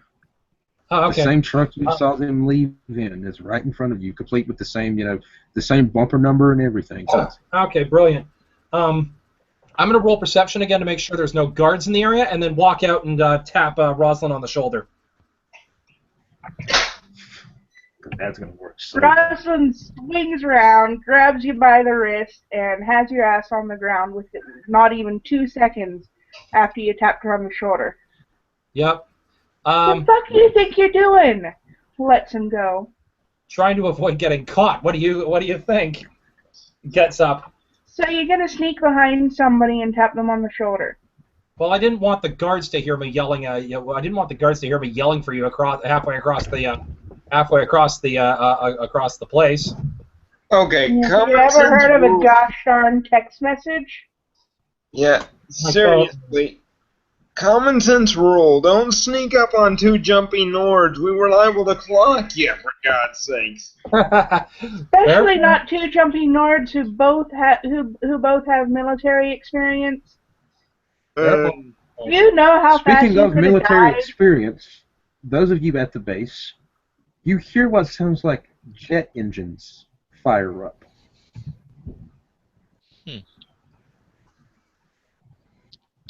Firing up. Oh, okay. Looking outside and looking up. You guys at the Outside. Air Force Base hear it as well, louder, closer. Okay. If I wanted to hear heavy metal, I'd get Rosewood out. Oh, man. He starts plugging his ears. Man almighty.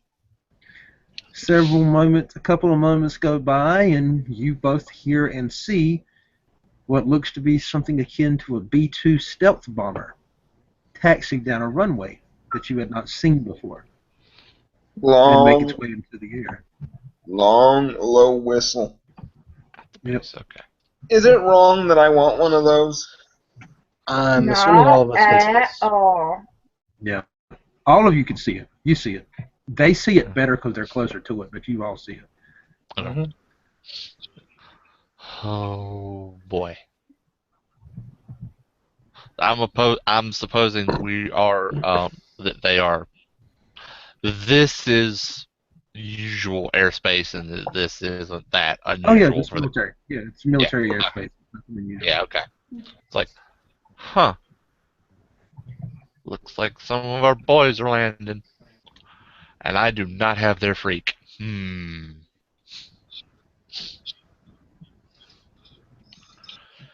Well, he'll look over and see if they're getting close to the base. You know how close that they're getting to the base. Turns out that truck that they took had a tracker on it. That's what that other projection screen is now showing.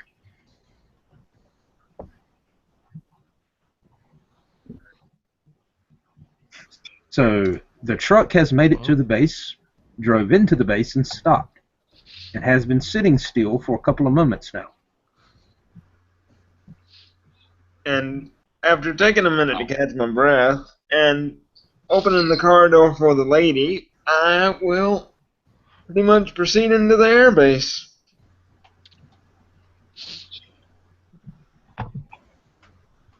As you do so, there's a building ahead of you, right where the road ran out. There is a building ahead of you. Looks like just a simple building, just a simple warehouse. As you approach, you see on the door is what looks to be, it's a lock, but it's not a typical lock. It's more like a key card kind of lock. Okay. Seeing the key card, he'll look inside the folder for his clearance and swipe it through the scanner. What? Just a regular sheet of typing paper? Oh, That's all you have? regular sheet. Okay. He'll just kind See, of as you look around the door, though, there looks to be a camera right above the door.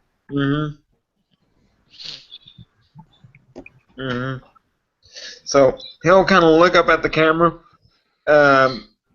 Edric Thorson, here to investigate the unusual happenings.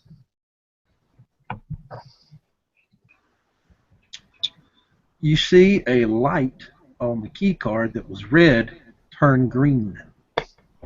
And he'll just kind of beckon over to Rosie and just kind of smile. We're actually going to see inside this place. Oh, by the way, Holy shit, I never thought that would happen.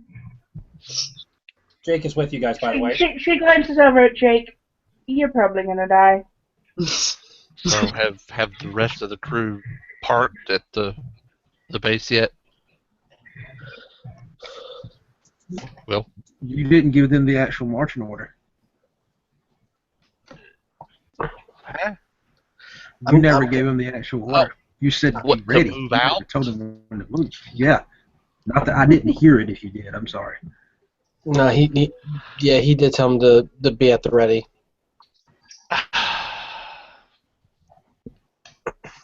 Semantics. I figured we were already rolling. So anyway, never mind. I've got. All right. So just for a bit of clarification, what's going on here? There's part of the party is on Area 51. The other part is still at the airport in the command vehicle. Okay. And that's where we switch back to that particular scene. As you know, our resident Japanese guy here is basically put everybody at ease. Meanwhile, this crazy ass Jefferson has walked up to the damn car, no weapons whatsoever, just knocked on the window and struck up a damn conversation. All right. And Jameson walks, a little closer to the car, and of course he's had his boys stand down, but he waves them away. So, and he looks at Joey's character. You know this car? Start talking. They're the guys with me. What's the best way to put this? Mom, how would you describe this again? You get nothing, but those of you at the car do see that the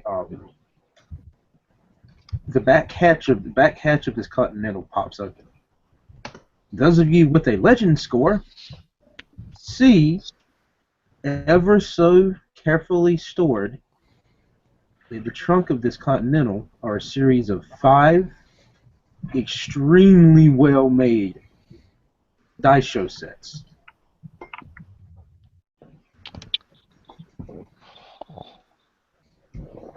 And they are glowing. They're in my honor guard. Wait. They are your honor guard?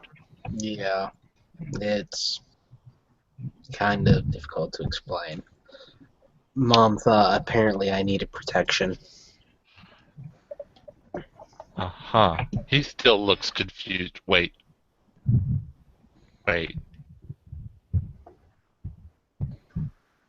They're for You know me. what? I don't want to know. They're for me. What your army guys are for you. But they're just swords. Please tell me you busted into laughter in character. Yes, completely in character. Such an astute observation. And whenever he looks over, he grins after he says it. Do you know the good thing about swords, though? I get it. Swords don't I'm run not out of that- ammunition. Huh? Swords don't run out of ammunition. True. That's why I like this bad boy. By the way, telepathic Appreciate thought rules. At the line of swords don't run out of ammunition.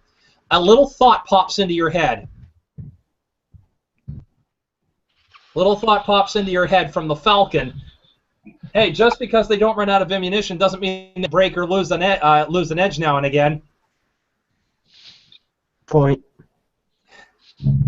By the way, in case you're wondering, Will, my character, because of the telepathic link, presumably the Falcon, because it's telepathic, can also put thoughts in other people's heads. Yes, that is true, yes. So my character can relay a thought through the Falcon. Correct. Okay. All right. As we leave the scene there, and I just need to go to that scene just to get the get your honor guard established there, Joey.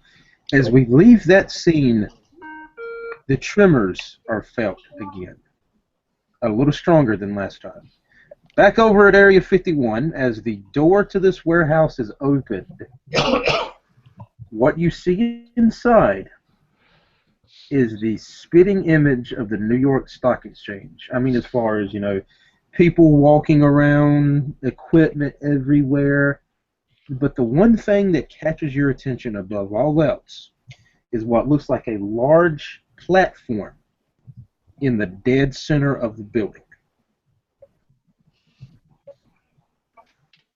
And when I say large, I mean probably 100, 150 feet in diameter large.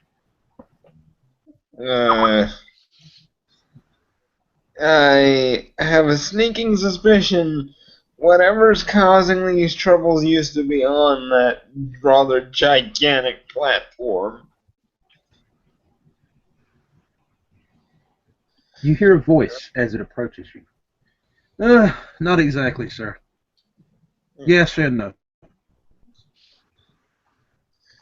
He'll turn around, and I'm just doing this for effect, because basically he's trying to look as in command and important as possible, so rolling charisma presence.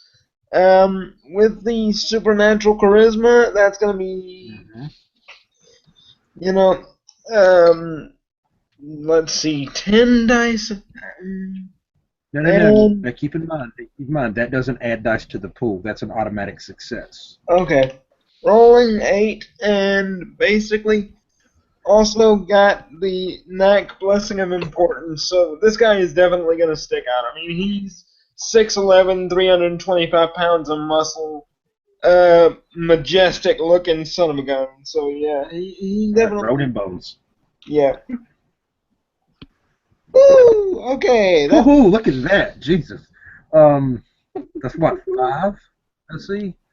That's 3 on dice and 2 epic. Well, 10s count double, yep, and yeah, the 2 epic would be. That's an additional more successes. That's 7. Like 7, yeah. Yeah, that well works. The gentleman extends his hand. Tech Sergeant Travis, kind of the NCUIC here on this particular location. That's 8 successes. All right. Thank you. Yeah, you're almost correct. We captured something on it a couple days ago. And it kind of got away from us. Describe it as best you can. This is going to sound really, really weird and stupid, but as Scorpion. How big of a scorpion? Yes. Oh God. Rosin just sighs. That's 4 successes on an occult intelligence roll to find out what branch of mythology that scorpion was from. Scorpions are known well known in the Egyptian pantheon. Yeah, I know. Again, could you just remind me what my character probably knows about the scorpions in particular? One of that particular size would have to have been would have to be Titan blessed. That's the only thing that really pops in your head right this minute, even with that many successes. That Jotun blood diet. Yeah. Jake texts. Jake quietly texts both the Asir. Not saying anything, just quietly texts both the Asir this particular info, and with a little remark of, given the nature of the nature of scorpions to my pantheon, I'm surprised they contact me in for this. Okay, so essentially, I hate to postulate on this, but upon capturing a gigantic crustacean, you're... what? Arachnid. Thank you. Pardon. Rosin just kind of looks at you sideways. Arachnid. I didn't know they had 8 legs. I just counted 6, but with the frickin' things on the side. Alright, never mind. Back to the frickin' point. A giant boot solves it all. Do we have access to a giant boot, or will we have to requisition one? Do you have any idea whatsoever how long it would take a cobbler to make a giant boot, and then what's the foot we're going to put in it? Seriously, let's ask the real questions here. Now keep in mind, few words if we have any, that's out of game. They don't know this. But continue there, Inquisitor Thorson. Alright. So basically, he's just barely containing what seems to be a quietly reserved fury that someone was crazy enough to apprehend a gigantic scorpion and think to run tests on it. Okay, so what I'm gathering here is you were gonna study it and figure out what made it so freaking big, and we're hoping to keep it in bay with what now? This. As he turns, you see he's holding a what looks like a medical tray with several large, and I mean huge, syringes. I'm gonna roll Holy intelligence Mickey science. sticks! I'm gonna roll intelligence science to see whether or not I can figure out what's in those syringes. How about you let me roll an intelligence pharmacology? That would be better. You've got more Yeah, medicine. no shit. than I do. No shit. Okay, let me just let my computer quit being a butt. If you want, I can roll for you. Yeah, except I don't know how many dice I have because my character sheet decided to quit responding. Well, while that's working, I'm gonna roll intelligence medicine myself. And then we'll add yours to whatever hers, as soon as hers wakes up. Okay. I about to say I'd roll, but I'm pretty sure I'm not able to. That's Yeah, you're not 1, there. 2, 3 successes. Alright. So, That wonderful moment when you got medics in the squad. you basically were giving the huge scorpion night-night pills. Congratulations. That sounds like a brilliant idea. Okay. Yes, sir, but you have to realize what are in your, these night-night pills, as you refer to them. He turns to his side, and he produces a document. He hands it to you. And upon receiving this document, he'll comb through it and basically have Rosalind look over and explain medical words that he doesn't quite know because he's only got 1 dot of medicine. Yep, and as soon as my character sheet comes back up, I will roll that for you. You Mhm. may want to close and Subject reopen. was placed- Sometimes that fixes. All right. Sorry?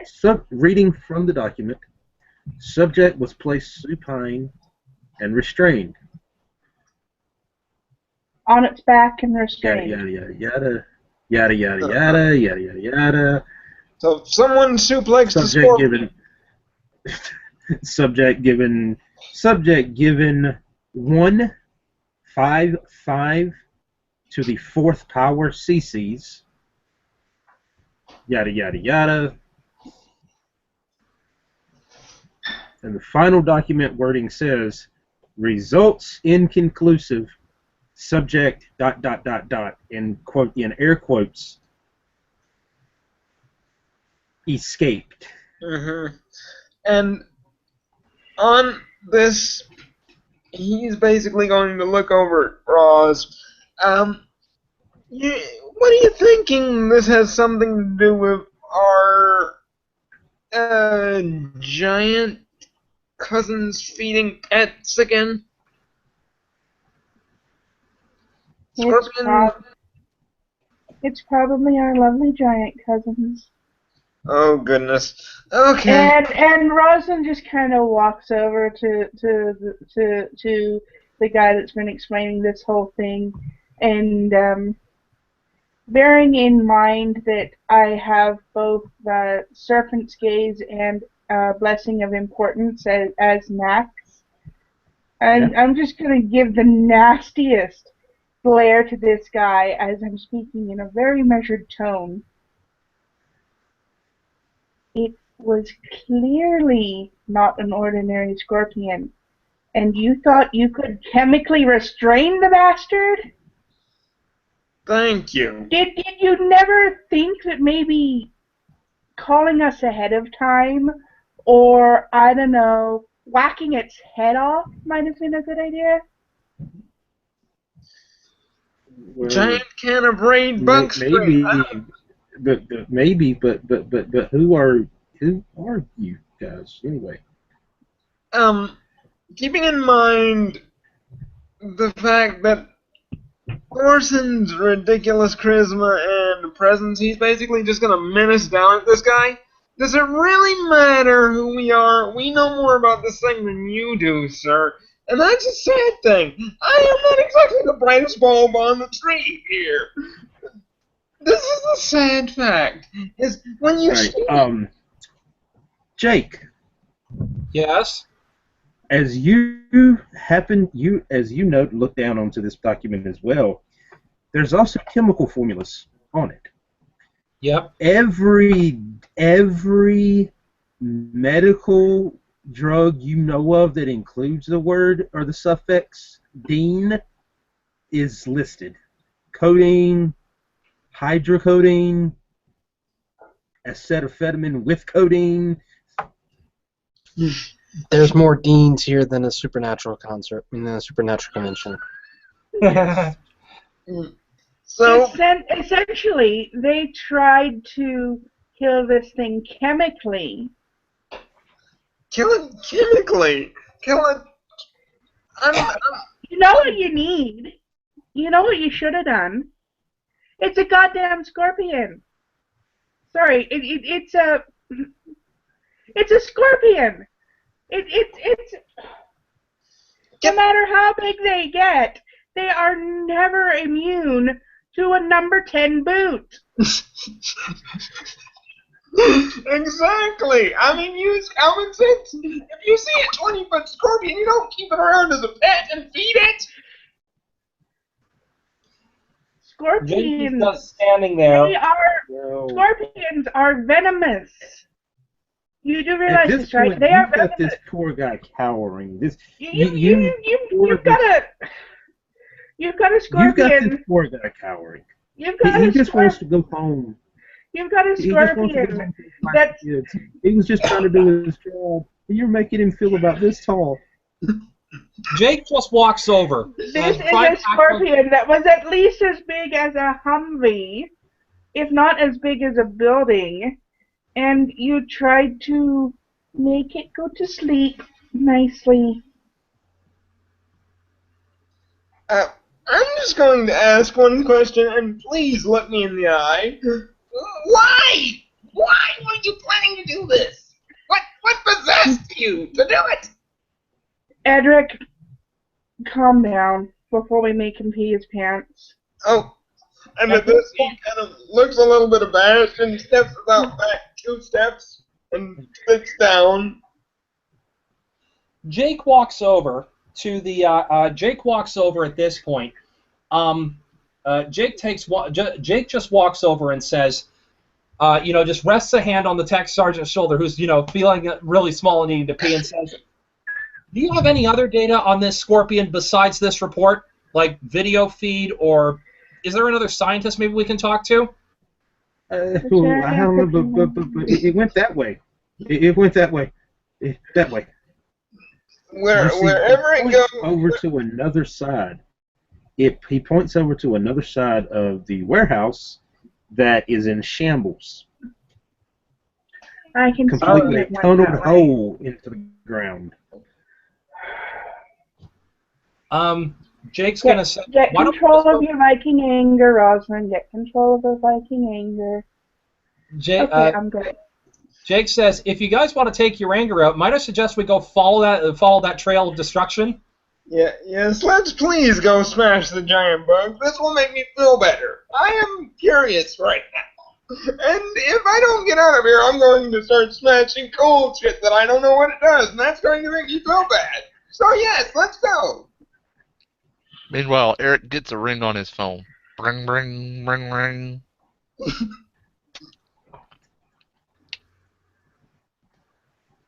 Edric's phone is ringing. Okay, he Edric, answer that thing! He won't pick up the phone on the 3rd ring. Barely contains fury in his voice. Yes. Thorson Jameson, I know that tone of voice. Chill. Calm down, buddy. What have we got? It's been a while. Basically, a gigantic scorpion that was probably being kept as a pet by a very angry, displaced giant cousin. At this, Will, I'm forcefully switching scenes. Sorry about that, but I just needed to make it happen. He turns around to his boys. Boys, suit up. Looks like we got a scorpion. Seriously, bring raid bug spray, something. At the word scorpion, Giant boots. Jefferson takes out his phone and the list of numbers and walks off by himself to start making telephone calls. I'm assuming we're hearing this as well about the oh, yay. We're all together, so he said it out loud. Yeah. Okay. Like. Plus, Scorpion, too, it's pretty obvious with Eric, with Edric yelling at the top of his damn lungs over the phone. I have a question. Can any of us use fire? Ding. Yes. We have our plan then. Uh-huh. You set fire to the thing, and we turn it into, scorpion, into a crispy scorpion. Mm-hmm. Yeah. Does that work with everyone? Mm-hmm. That's always my plan. I mean, if we can't burn it, I'll throw some zombies at it. I'm pretty sure there are dead bodies around. All right, Uncle Skeleton, that's enough. Don't call me Uncle Skeleton, please. It's a habit. I have an uncle who actually is a skeleton. Okay? That's gotta be fun. Yeah, Samedi is not pretty to look at. And you know it, too. He looks down at the ground when he says that. Can you play the xylophone on a cage? Question, Walt. Yep. Are you outside still, or did you go back into the command van? He's headed back as he's telling them that to suit up. As you look down, you notice the ground has cracked. It's like, oh, crap. And it's continuing to crack. Is it cracked back from, where's the crack, the main part of the crack? Which way is it running? Toward the plane. toward the plane. It's between the van and the plane. Yes. Oh crap. Anybody have Earth? And he looks around. The Falcon thinks into your head. The only person I know who has Earth is me, and I'm on my way back. At that word, my little puppy will probably waddle up to him and tug on his. Oh, on his what pant leg. at the word Earth? Yeah. It's like, oh, Tug on your pants sleeve there. Or your pants, Yeah. tug on your pants leg. My little puppy. yeah. He's like what, 6 foot? No, I mean, he's like what, 3 foot high, or It's one of those temple statues. Mm-hmm. Oh, He's a foo dog. it's like, Must oh, resist scratching behind ears. just leans down. Hey, little buddy. He looks around. This one's yours, right? He points it at The hand you. waves. Okay. Thumbs What could you tell me about this? up. I think he'll, look down at. Yeah. He'll be pointing at the crack. Well, earlier I requested that it go and seek out the source of it without engaging, but it hasn't really, like, when we first felt the tremors, but it felt more important to stay nearby. So now with you asking, I'm probably going to tell it to go ahead and, like, track down whatever it can without engaging. The tremors hit again. He'll Jameson will plant, because that's what you do. Plant on the ground and sway with it. But what's the level? What's the level of the earthquake here? Initially, it was about a 2-something.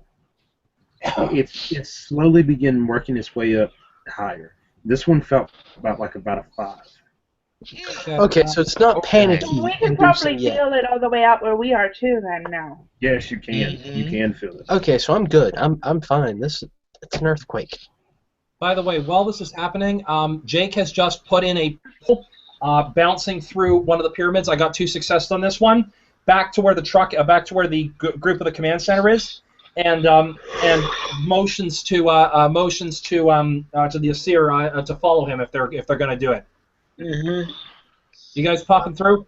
Yeah, I mean, basically, I wouldn't be popping through, but as soon as I start feeling an earthquake, I would probably be using Sky 2 and starting to take off. Kind of flying a little. Just sort of trying to zoom after this freaking source of this emanation here. So wait, are we going back to the command center, or are we going after the Scorpion? I thought the Scorpion was going towards the command center. That's why I moved. That's why I opened the portal. Yep. All right. So you're telling me that freaky fold-in space is going to lead us back there, right? Yep. It's bounced. It's bounced specifically through a certain section of the Great Pyramid. All right. So he'll just kind of float his way through the portal, hoping that he doesn't wind up in Karnak. No, with two successes. But you do. No, but as you're going through here, you've somehow managed to stop by and see, see an exhibit on Jimi Hendrix for some reason. Awesome. Shame he died. It's not far, so instead of going through the portal with everybody else, I'm just gonna climb onto Adelaide's back, and we're gonna fly back. As they all get She-Ra style. As they get back, I'm rolling an intelligence shot. This topography geography, does that fall under science for this game, or is there another specialty for that? Science is probably the closest. All right, then I'm going to roll intelligence science specialty mathematics, because I'm going to try to run the seismic data, based on where the tremors are. I'm going to try to track exactly where the Scorpion is based on its seismic distribution. Okay, roll it. And oh, holy crap, that's good. That's 1, 2, 3, 4, 5 successes. Before you're even able to accurately deduce the data, you immediately know where the scorpion was, as you feel the ground opens up beneath you, and the thing comes crawling out of a tunnel All right. right in front of you. Okay. What do I roll to cast fire? Fire 2. Somebody look that up real quick. That way we got two people looking. That would be bolster. Bolster is One because guess who legend else per has scene. it? It's legend for a scene. Pardon? It's 1 point of legend for a scene. Yeah, two actually. So I literally just knock off one of my legend points to activate it? Yeah. Mhm. Okay. I literally use bolster, and the first thing I do is I set the scorpion on fire. And Now keep in mind, the fire hat. Now here's the thing. bolster lets Okay, you create if no also. source of flame is available, you can create essentially a candle flame. Mm-hmm. Sorry. Small thing I should have clarified. So the fire needs to be there first. My character used the lighter to amplify. Okay, fire's bolster At cannot steel, be larger than steel. a campfire. Hey, well, Pardon? Yeah. removes a fire Yeah, that's scene. what I was looking at too here. Okay. Must be able to see the fire to bolster it, but can then leave its presence. Fire bolstered cannot be larger than a campfire. Alternatively, you can create a candle flame on your fingertip or the birthright relic channeling the boon. Okay, but it's So still you have size- to get creative with it. Will, It's still size the campfire. It's been bolstered into a campfire-sized flame, and it's hit the scorpion head on. Okay. All right, noted. Go ahead, Walt. withdrawing the machete, flinging as much of the concoction inside the scabbard on it as possible, and bolstering the machete into a flame. All right. So now I need everyone to do that. Everyone that intends to fight to make me a join battle. Alright, I'll be joining the battle probably It's gonna be after a the wits first couple of awareness. scenes. Or, How do I? or actually, is the scorpion right? We are fighting the scorpion right now. It's right on top of you. It's right on top of you. Okay. Quick All right, question. so I'm probably arriving right about now, just as everybody's setting things on fire. What did we roll to join the scene again? Join battle. It's a wits awareness roll, and Okay. just mark Alright. mark how many successes you have as your initiative. Okay. Okay, So, Let's see. So- join this. Oh, fuck. well, It's- as he rolling, is it okay to spend a willpower on one of these things? In this case, no. Okay. Now, was it is it sixes or higher? Sixes or higher. It's sevens.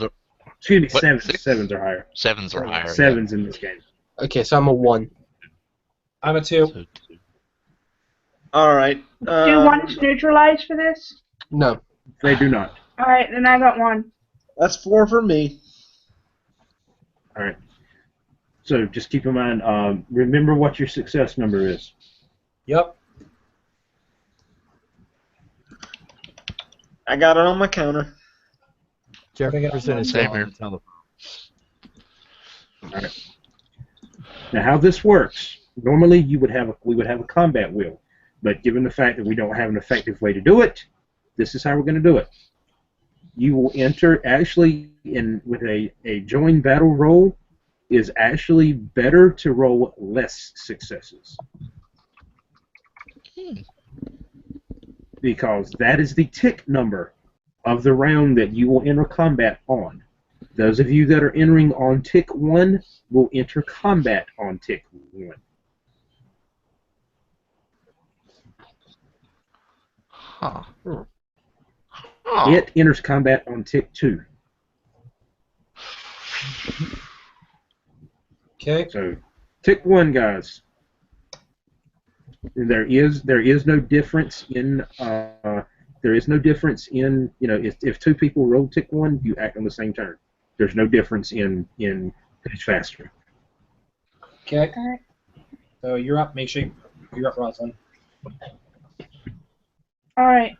So I have just landed, and I don't think I actually have any weapons. So I am going to look around, see if there are any weapons that I can grab quickly. Do you happen to have epic strength? I don't think I. No, I don't have epic strength. I have epic Okay. charisma and epic appearance. All Doesn't right. do me much good here. Yeah, that won't do you a damn bit. Hey, Scorpion, look at how pretty I am. Food, What? snap.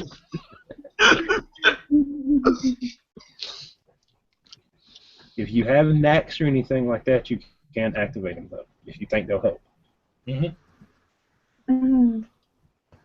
Maybe Serpent's Gaze would help. You trying to intimidate it? Oh wait. Chick's so badass, she's trying to scare a bug. Alright! Yeah, so I'm gonna activate Serpent's Gaze while I'm looking for something to smack the bug with. Alright. A gun, a flamethrower. I don't care what it is. Alright, so you will spend a point of legend, and the victim is rendered inactive until the Scion breaks eye contact. Oh, that's brilliant. Nice. Yep. Thank you. That sets up exactly what I was planning. All right, so I'm intimidating the f out of this out of this scorpion right now. She's If you really want intimidating to, a 20 if you foot really want to. tall. She's telling a 20-foot tall scorpion, quite frankly, to fuck off. Yes, I am. Mm-hmm. I'm yelling at it, telling it exactly what I think of it. Okay. And if anybody wants to hand me something to shoot it with, go for it. Oh, I got. Right. You can still act, but you suffer a -2 penalty for anything that you do. Because you're maintaining eye contact. Ah. So are you still doing anything else, Rosalind? I can't break eye I'm gonna run up contact. and kick it. Yeah. I'm gonna run up and kick it. I'm not gonna run up and kick it. It's a 10-foot tall scorpion. 25 foot to be exact. Okay, 25-foot Hey. tall scorpion. While I'm telling this thing off, I'm just gonna yell, has anybody got a flamethrower? Or a gun, or something that I can use to shoot this bastard. I need something sharp. Yeah. It's like All these, Staff all, Sergeant, all the- check all the these, supplies. we're at a military command post and nobody's got a damn gun. Okay. All right. You know what? It's not his turn to act yet, but Yeah, you can speak off turn. You can speak Oh. off turn. That's fine. Okay, yeah. There's guns in the storage. Somebody grab me one. It's Biggest like, one you got. soldiers, get this lady a weapon. So while I'm waiting for that, All right. Okay. Anybody else on tip one? Me. Okay. Proceed. First off, my activating the first level of health, which is an automatic. Yeah. Assess health automatically assesses the medical condition of a living person in your presence. Tells health levels, addictions, and illnesses or diseases. Did you want to try to? You wanted to try that on the scorpion? Yeah, I'm throwing that down on the scorpion. It's an automatic thing. That's not got any rolls. So It itself does not appear to have any poison within it. but those pinchers don't look normal. Gotcha. Other than that, It also appears to be at full health. okay, cool. So I at least now know, guys, I just popped scan up on the thing on the boss for the fight. You're welcome. Yay! Actually, it Get a looks like it's five. over. It actually looks to be over full health. Okay, important knowledge, important safety tip, guys. Okay. I'm going to. Other than that, my order this turn is I'm just gonna tell my honor guard to go nuts and swing away. Mm-hmm. All right. Signs. Swing away. All right, good night. So that So- was one. Okay. Okay. Yeah. So I don't know what I need to roll for them, but Yeah, speaking action, that's fine. All right. Roll on 2. Okay, that would be me, and Me. yeah, and you. Actually, no, never mind. Anyway, I'm actually gonna I'm look. gonna assume that the boys grab her a shotgun, because that's mostly what we've got. I'm going to look at Jameson because you can speak off turn, right? You did say Yes. that. Yes, Okay. Yes, you can.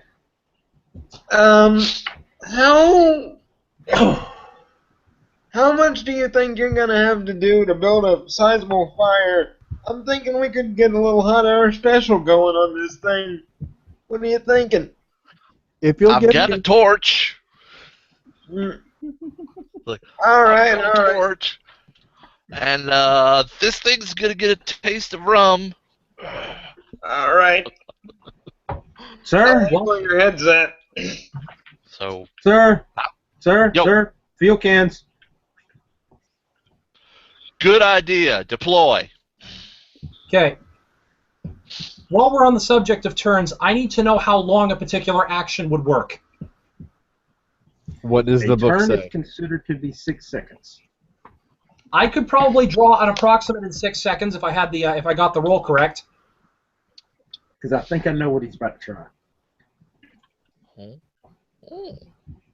Okay. If I get the roll right, we'll see if this works. Rolling 5 dice. Right before he goes for the attack, he's ordered his boys to, dump at least one fuel can on this thing, as the action of some of them. His other part is war cry or battle cry. Oh, good, rush! And he takes off after it to go swinging at it. Okay, and while that happens, I'm rolling intelligence occult. Okay. Specifically I'm opening a one-way portal underneath the scorpion. Yep, that's what I figured. I figured that's what you want to try. And 2 of those got neutralized, but because of the fact that it's not a dual portal, I should mention, Will, that because of where I'm putting this portal, I already know the location by memory. Okay. You're sending it to Egypt, I assume. I'm not just sending it to Egypt. I'm sending it to that section of the underworld where Anubis does the weighings and the crocodiles are. I'm dropping this directly onto the crocodiles. Sweet. All right. Appears loses 1 die from all attack rolls for a number of attacks equal to legend rating. What's the charisma presence? I'm guessing that's based on the roll. Yep. Yes. Battle cry. So Yes. Okay. All right. So, by the way, there is a downside to this, and I should mention this for Captain Jameson. Assuming Will has allowed me to open the portal, that scorpion will fall on the crocodiles with Captain Jameson still on it. What's your point? Pardon? If it opens before he gets there, okay, he will stop. Okay, well, He's yelling before he goes It after. attempts to open. It attempts to open. Almost does. And it just you've never seen this happen before, Jake. The damn thing just starts disappearing. Like it's almost like the wind picks up and it just like blows it away. Damn it. Okay. Do I have enough time to make a second drawing? Not within 6 seconds. All right. Something didn't work with the portal. Okay, But, fair enough. I got 1 on that, so it's down by 1 for 3. That scorpion still can't move, right? Because of the eye contact thing? Because she still has eye contact on it. Mm-hmm. All right, so it's still stuck there. But activating is that happens and that's all you get, or do you get an attack at the same time? Considering what he's doing. Yeah, swing. Okay. So. Swing away. And it's always strength when it's melee, right? I forget how this system depending works. on how. Yeah. Okay. 4, 8 with 1 success. Accuracy of 8 1. with the guarantee. Okay. I've got the thing pulled up too for. Okay. And then damage is based on those successes. Okay. Yeah. All right. So accuracy 1. Okay. Damage is +3 lethal. Oh, right. I forgot. I could add another one to that because of accuracy. -1 to defense, and its speed is 4. All right. So what? So you're now on tick 2. After the end of this action, you'll move to tick 4 for the next round. Okay. Okay, so going for the attack. Anytime there's an actual given, anytime there's a given speed value, that's your initiative for the next round.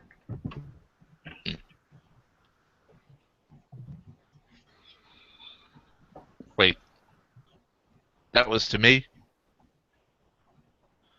What was the speed on the? Speed was 4. Speed on the machete is 4. Okay, so I'll go to a 4 now. Yep. Mm-hmm. Okay, I'll change that. But yeah, he's going for the attack. Let's see. Right, so that's 3 on successes. that, and then 4 damage plus the 3. And I'm assuming the defense is either -1 to himself or -1. He's modified it. Okay. There is no defense penalty. Okay. And also the damage has been upgraded. Okay. So, I was just reading off the stock version. So. Yeah, that's the general stats. Yeah. That's stock. Yeah. I've modified it. Okay. Damage. And this is. By the way, Mitchell, you can get. They pretty much told you that you could get B and D. Mm-hmm. And A was kind of a given, but C is a little bit excessive. Okay, then we won't use C, but we'll still set up A and B. Okay. And this let is me know when that's lethal plus fire. 1, 2, 3, 4. I don't know if the fire adds in, but just straight roll. That's what it is. I'm liking this. It does, but it's not on dice. The fire effect does add, but it doesn't add to. In this case, because the scorpion has something special, it doesn't add to the add-on to the dice penalty. I'm liking this. Your machete, Okay. your machete manages. You thought you found you struck true. As you hit it, though, it kind of ricochets off the scorpion's shell. The blade does. Yeah.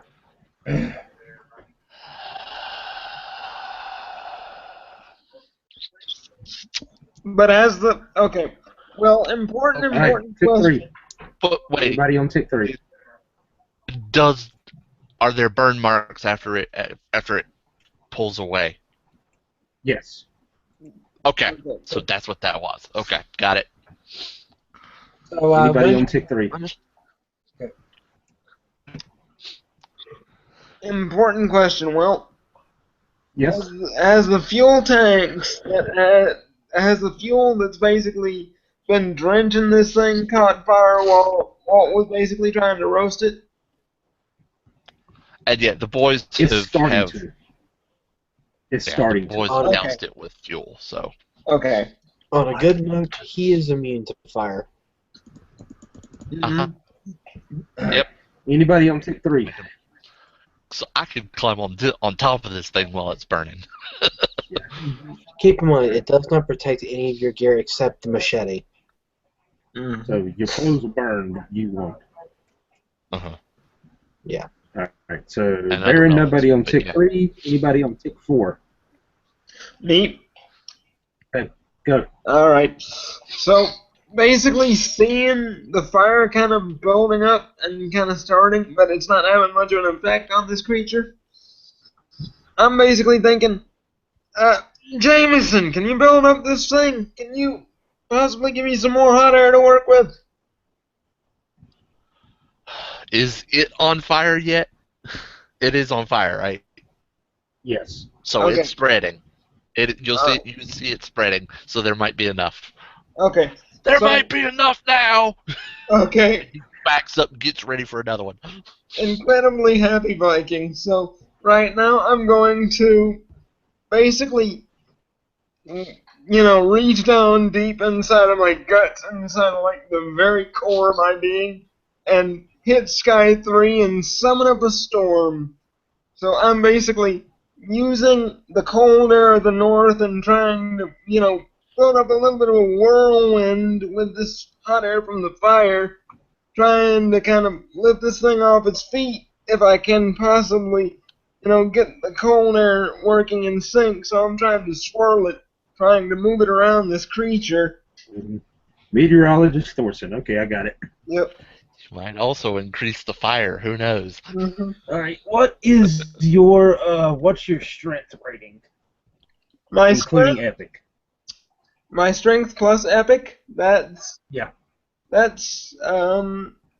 7 with epic. That's Alright, cool. You should be able to do it. Make me a strength and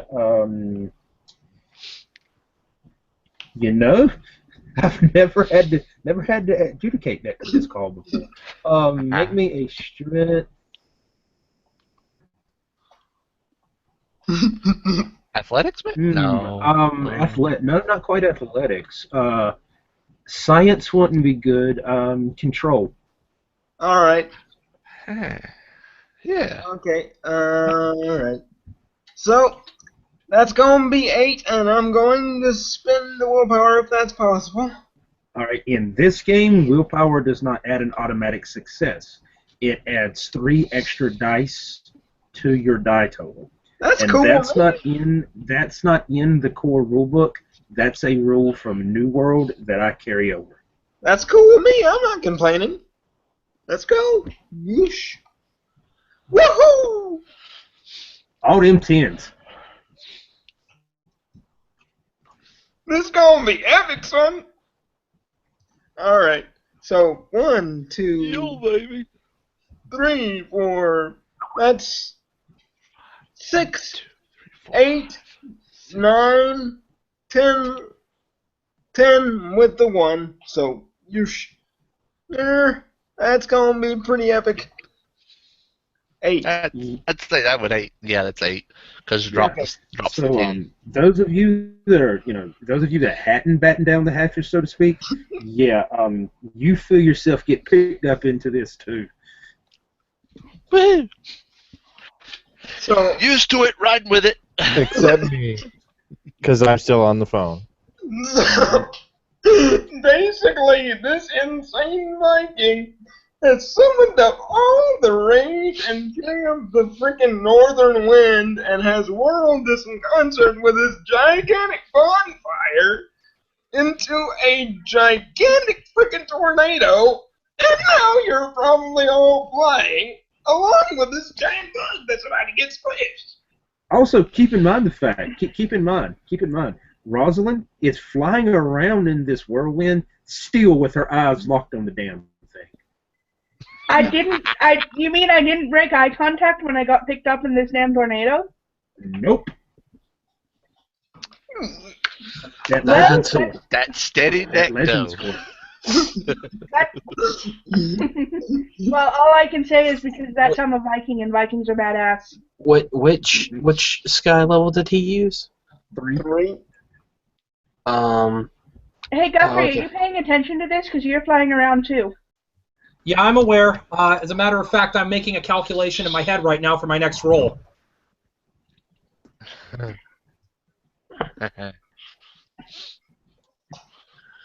All right. There was nobody higher than 4 on that round, was there? Okay, well, we all kind of need to roll as well, because, you know. Oh, never mind. Looking wrong. I looked wrong. Never mind. Continue. Oh, sorry. Okay. I don't think there was anybody higher than a 4 on that round, so we will reset, and you will retain the same initiative that you went in with, unless your action moved you to a different one. Such as Walt. Yeah. Yes. Like my machete dropped me to 4. Yeah. For those at home, Once. the home game. I'm used to going last. I do this in other games. It's no problem. Okay, popping scan automatically. See what it's. I'm just gonna let you. I'm keeping that thing going. Damage. No damage. No damage. All right. Please tell me there's a shotgun or something flying around that I can reach. Yes. Grabbing it, and I'm going to shoot this thing. I'm gonna aim for its beady little face. Okay. Okay. At this point, I You need. do realize that you're flying around in a tornado and you're trying to shoot a shotgun? Yes. Spread Welcome to pattern. Scion. Projectiles. We're all gonna die. Yep. We're Welcome all to gonna Scion. die. It spreads. Okay. So what's everybody's You dodge might hit TV? one of us. Yeah. Everybody's You dodge might TV? kill all of us. We might survive. So, right now, If you die, I'll bring you We're all gonna back. die. If you die, I'll bring you back. As a zombie. You'll still be alive. Alright, roll it, Joey. You see this? Alright, Joey, you're gonna roll the it. tornado, like they're sticking into a fan. Alright, this is gonna be marksmanship. This is gonna be Dex marksmanship. I'll let you grab the gun. But this is gonna be Dex marksmanship at a +2 difficulty. I failed Ouch. horribly then. Ouch! But you didn't botch. No, That's I what matters. botched. I botched. That's what. That's what. a funny. You didn't roll. No. You didn't roll more ones than successes. A botch is a term for when you outroll your successes with ones. If they are equal, then you just fail. That's just Yeah. that I had no You successes. said with the +2 part- difficulty though. Yeah. So that's a 9. So yes, he did. That's a 9. So he did botch. He Fair botched. He did botch, okay. We're all dead. So what's Alright, so let's gonna say, alright. 2, 4, 5, 6. Alright. Somebody roll me a D6, please. I got it. God. And I'm rolling. And we got a 5. Who's getting hit? Mr. On the phone over there. Sorry. Feel a series of shot fly over your shoulder. Okay. Dangerously close. Fly over your shoulder. I am Sorry. unruffled. Eye of the storm. Gotta love it. No, that's the only reason he didn't actually hit you. Uh-huh. See, that's it. That's official. This character is going to become broken. I'm just going to take every single, all the all the free activation powers in the entire game. Activate. Oh, activate that too. Everything's active. All right. I'm just Anybody gonna else take all on this. one? I think there is. I know that moves me up to.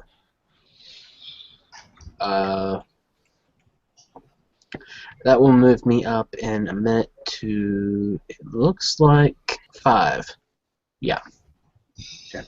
So, All right. Who else is on one? Somebody was. I was on one. Okay. Swing. Go for it. So, without breaking eye contact, I got a question. I have health level 3, heal infect, and I want to use infect to try to put some damage onto this asshole. Do I have to actually touch it or shoot at it or anything? Because it doesn't say. Infect. Health infect. give me a second. That's probably going to be It a call doesn't from say me. in the roll.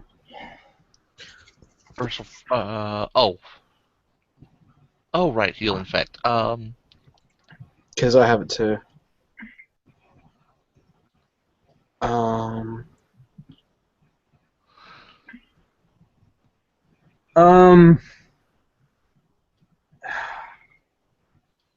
I would rule, under the circumstances, I would say yes, you do. Otherwise, you could just walk through, just Jesus and everybody. Alright, so I'm going to try, without breaking eye contact, to get close enough to this giant scorpion to touch it. In a tornado. In a tornado, I'm swimming While in the maintaining air. eye contact. While maintaining eye contact. While maintaining eye contact, depending- which I can probably do since my character used to be a stripper and has a specialty in dancing. I don't know how close by I am, but you do have somebody you can slingshot off of. Because he's not going anywhere. He's used to this wind. And this, ladies and gentlemen, is why you take the hurl to the horizon neck. So I'm going to assume that's going to be dexterity athletics. Yes, at a -2. So rather than the difficulty increasing here, your die pool is going to decrease Okay. by 2 dice. Okay. Shit, I failed. I didn't botch, but I failed. As you go to reach out to Mhm. grab for this thing, you're able to see out of your peripheral a piece of the plane has got picked up into this tornado. And the only reason you didn't get hit by it is you pulled back to keep from getting hit by it.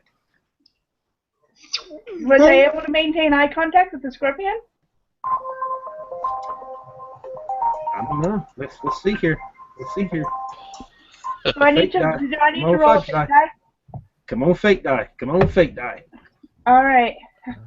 Oh boy. See what the fudge says. No, I broke eye No. contact. So, Don't. Scorpion is now regaining his ability to act, but it's a freaking tornado. So, yay! And I'm But swearing- it's a little bit weakened at least. It's a little bit freaked out by me. and I just started swearing a blue streak. Whee! Nobody can hear me because I'm in a tornado. Yep. Exactly. No. I'm gonna tell you what they hear. Son of a bitch, motherfucker. And there's probably some Norse words scattered in there that she didn't even realize she knew. There's Norwegian, there's Swedish, there's ancient Norse, there's A little bit of everything. Literally. and the next thing you hear is, where the fuck did I learn ancient Norse? All right, is anybody else on one? Anybody else on Thanks, one? Mom. Huh? Anybody else on one? No.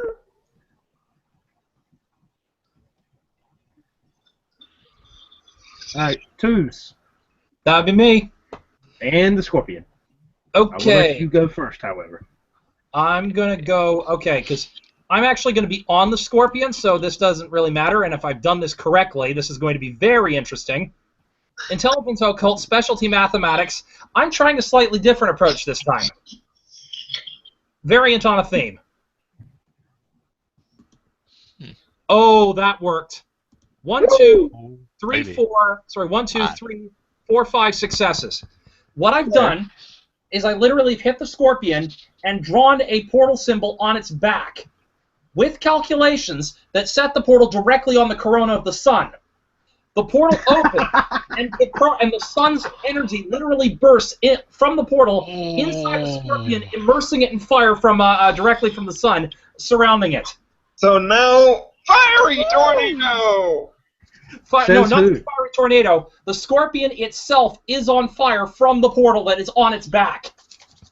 And what he drew he drew the sigil and pulled the sun through the scorpion into the sigil. Long story short, he broke physics. Not Which entirely. would be fuckballs amazing until Jake, you have just realized why this isn't working. Because this guy has dimensional shift capability, and the portal and the portal itself is disappearing again. Well, the portal is being erased, but you have just figured out why. Okay. The thing apparently has an immunity to this. Oh joy! They anticipated my dimensional shift capability. Crap. All right. Ew. So apparently it's immune to portals. What was that, Joy? That's some fate level shit. Yeah. What were you talking about pulling the sun through the portal? Yeah. Wow. That's breaking physics right there. Even fate itself is like, nope. Throws down the pencil, flips the table, gets up. I am done. F you. I am done. I'm calling my lawyer. I'm gonna be my trainer if you need me. Anybody else on two? Anybody else on two other than Guthrie?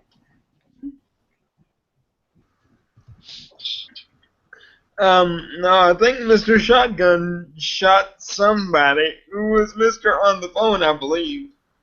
Yeah. So, no one on two, I believe. All right. Someone who has access to it, assuming I can't get it to come up correctly, I'm going to need, as soon as I get back to my notes on it. I'm sorry, Rosalind. You were the last one that swung at it.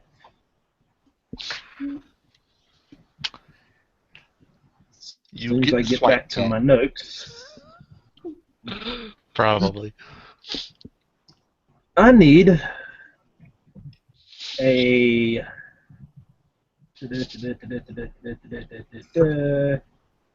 strength 5 and brawl 5. So I need 10 dice, please. Okay, I'm on it. Is that including the -1? I'm on it. Make For that 3 9 attacks? then. I'm sorry.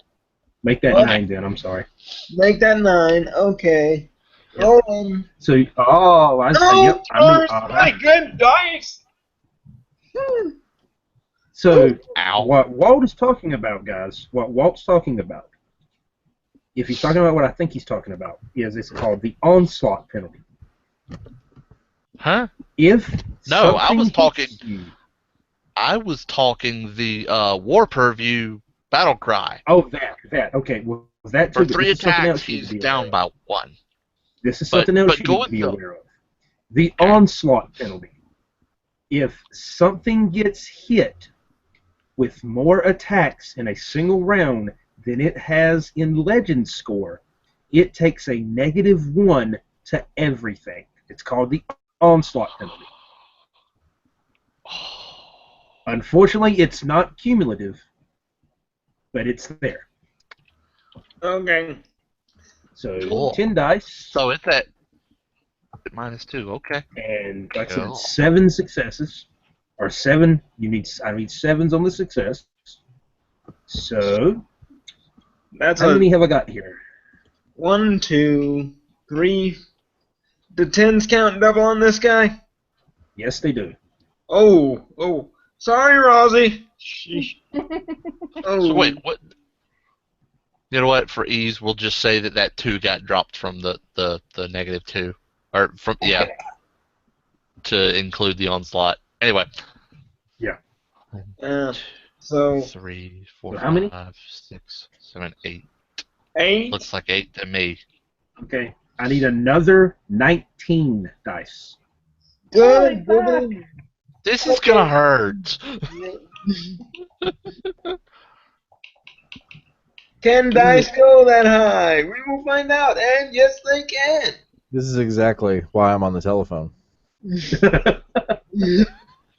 like, Okay. I'm not getting involved. Luckily, you didn't get that many in damage.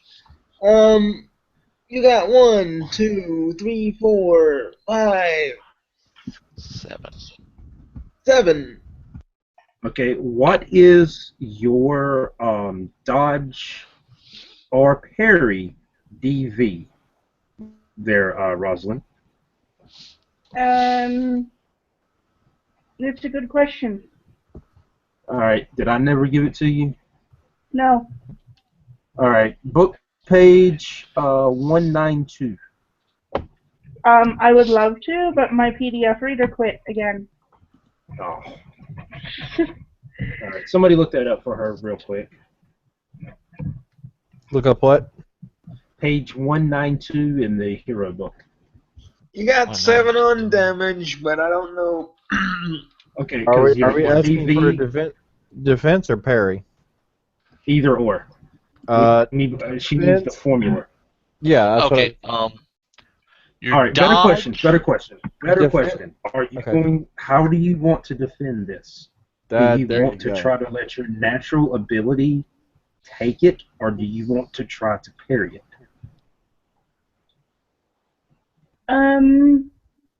Because Probably it's no. swiping at it's swiping at you with one of its pincers. Then what I would probably do would be to try to dodge and grab its arm. So that dodge next, DV. so that next Dodge turn, DV. Dex so that Athletics Legend, and divide that by 2. Yeah, add those 3 things together and divide by 2.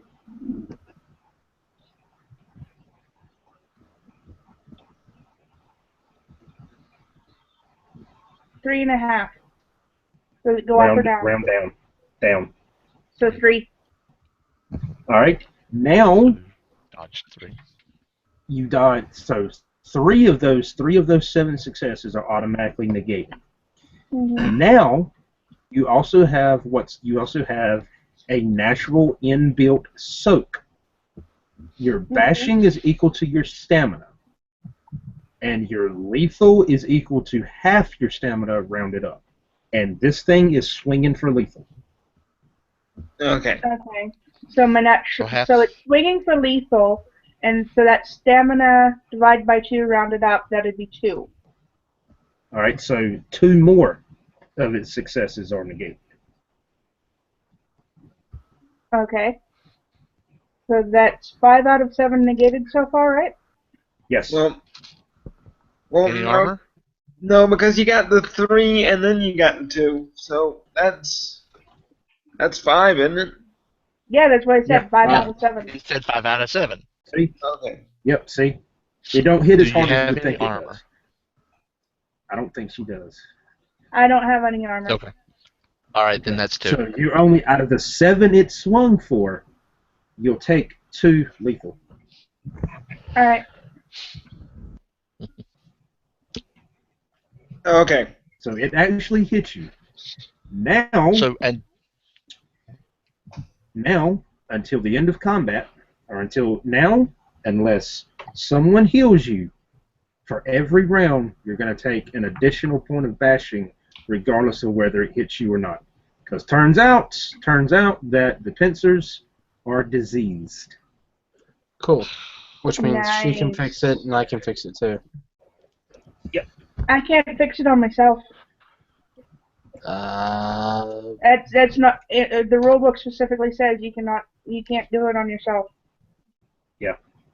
So the Yeah, other one you've with got health you. will have to fix you. Yep. Okay. You have somebody else in the band that's got health. Okay. Who else on 2? Anybody?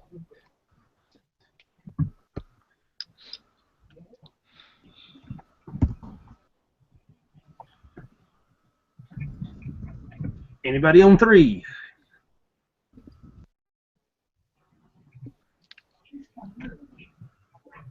Four. Me? That's me. Who else? Move. Lots of us. Okay, apparently lots of us at the same time. As part of mine, riding the wind around closer to the thing so I can land on it and just Just try to stab it. Mm-hmm. Yeah. Well, I'm gonna ask you really quick. If I was to manipulate air currents with Sky 1, could I possibly use this thing and try and lift it up and smash it for swinging on my buddy and basically impaling it with a stinger? See, I like the way you think. This is how this game is meant to be played. Yes, you'd have to get really creative to do it, but yes, you theoretically could. All right. Also, my character speaks out of turn and says something. Does anybody here have sufficient strength? They might be able to try to sting this thing with its own stinger. Ooh. Let's see. Let me get close and find out. You try and sting it, I'm gonna try and smash it. We'll see which one of us kills it first. Okay. So what I'm basically going to do is, because I have Sky 2, I'm basically going to be flying around in the tornado, trying to direct it and build up air under it to lift it up. Okay. So that would be a strength brawl, wouldn't it? He's not very good at it, but Yeah. It would be a strength brawl, and it would cost 1 willpower. Or excuse me, 1 legend. it would cost a legend to do it. It would cost a legend point to do it. He's already done it once before, I believe. He used Wind's Freedom once before. Yep. Oh no! Oh, never mind. You're talking the slam. Yeah. Never mind. I think if you have not already used this scene, it'll also be an additional willpower point. Mm-hmm. Okay. Well, technically, I was using it while I was in the portal. I don't know. It's up to you. I'll pay whatever you want, because this I'll is count it as the epic. same scene. I'll count it as the same scene. Just pay the legend point. Yeah, I'm cool. So, basically, I'm just trying to build up air underneath it and trying to, kind of swirl around it, so I'm directing it up. But I'll make that dice pool whatever you want me to roll. There is none. There is no dice pool to use the actual boon. It's going to be a strength brawl to get it to pick it up. Okay. Strength. But right before you slam it, though, Jameson's gonna try the tail thing with a strength brawl roll with 1. The strength is a guaranteed success on the attack or on the damage? On the attack. Okay. All right. So that's all right. And See, I told you people. I told you people this game was fun. Well, Jake yells, "Aim for his head!" Just with the stinger. And see, I'm really glad I have this epic string. He went for the tail, and the thing moved it out of the way before he could get to it. Yeah, but So he's just sitting there. He Okay. reached out for it and went, whoa, and just, No, that same airplane part. That same airplane part almost hit you too. Okay. okay, all right, that's fine. So basically, I'm really glad I have 2 dots of epic strength and uplifting might as a knack. Okay, let's see here. You said strength brawl, so that's strength brawl plus. Okay, and is it okay to spend the willpower on this because I really Yes, it want is. to- Yeah. Yes, it is. You'll add Okay. 3 dice to your pool. You will add 3 Okay. die to your pool. You got it. And here we go. Woo, boy. Come on once. Come on once. Wait, back up. That was a success because of epic strength. Hold on, I hit. All right, we'll get to it in just a second. But yeah, Okay. but we'll just do the combined thing, whatever. Okay. Yeah. All right. So how many total successes? 2, 3, 4, 5, 6 plus my 2 successes from epic strength. So I got 8 to basically lift this freaking thing up using the winds, billowing the winds under it, and lifting it up like the most epic scoop slam you have ever seen. By the Ultimate Warrior, I'm pantomiming this freaking scoop slam, about ready to drop this thing plummeting to earth from the very top of a funneling wind cloud, just going boom. And it's about that same time you see that the good captain here has bounded up onto this thing, Legolas style, grabbed it by the tail, and managed to slam its own stinger into the back of its head. Yep. And I don't know. I can't do any damage to it because that's up to Will. But boom. But yeah, and he says, "Flip it over," and jumping out into the wind. And with those epic freaking successes, I'm gonna try and flip it as it goes plummeting because, yes, flip the table, let's go! Table Bear flip. in mind that because my character can't move, unless the captain grabbed my character on the way, I'm not allowed to move because I'm not in turn right now. This is true. Yup. Oh, So my character's about to can't get move? squished like a Oh. bug. no, okay. Backtracking, seeing that this animal is not clear, Yep. as his jump, he will almost clothesline you and take you into the wind with him. Okay, fair enough. I was going to say, because otherwise my character's about to die. Not that it Yeah, wouldn't matter. he knows to keep track of his battle buddies, so he grabbed you.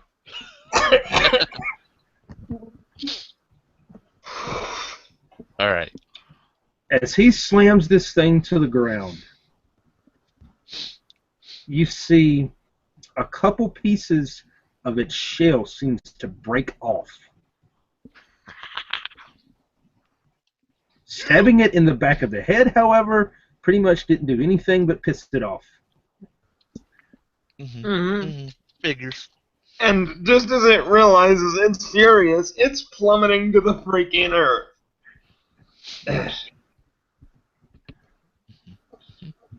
Well, just out of curiosity, is it still alive? Yeah, Like, is it wriggling? yeah. Okay. Now that gives me something I can finally do with it when my turn comes back around. All right, top of the round. Ones.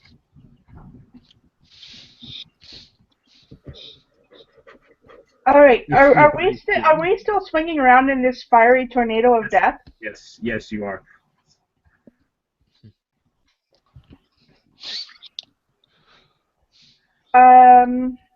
Okay, so I am going to telepathically call out to my cat to come and get me and fly me down to where the scorpion is.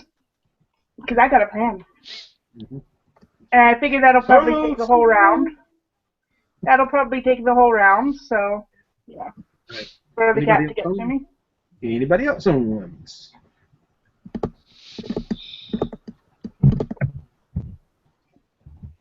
Twos. How high is this tornado? At this point, it's about 40 or 50 feet in the air. Or dead from ground to apex, about 40 or 50 feet. Where are we in this tornado? About middle ways. So 20 feet up.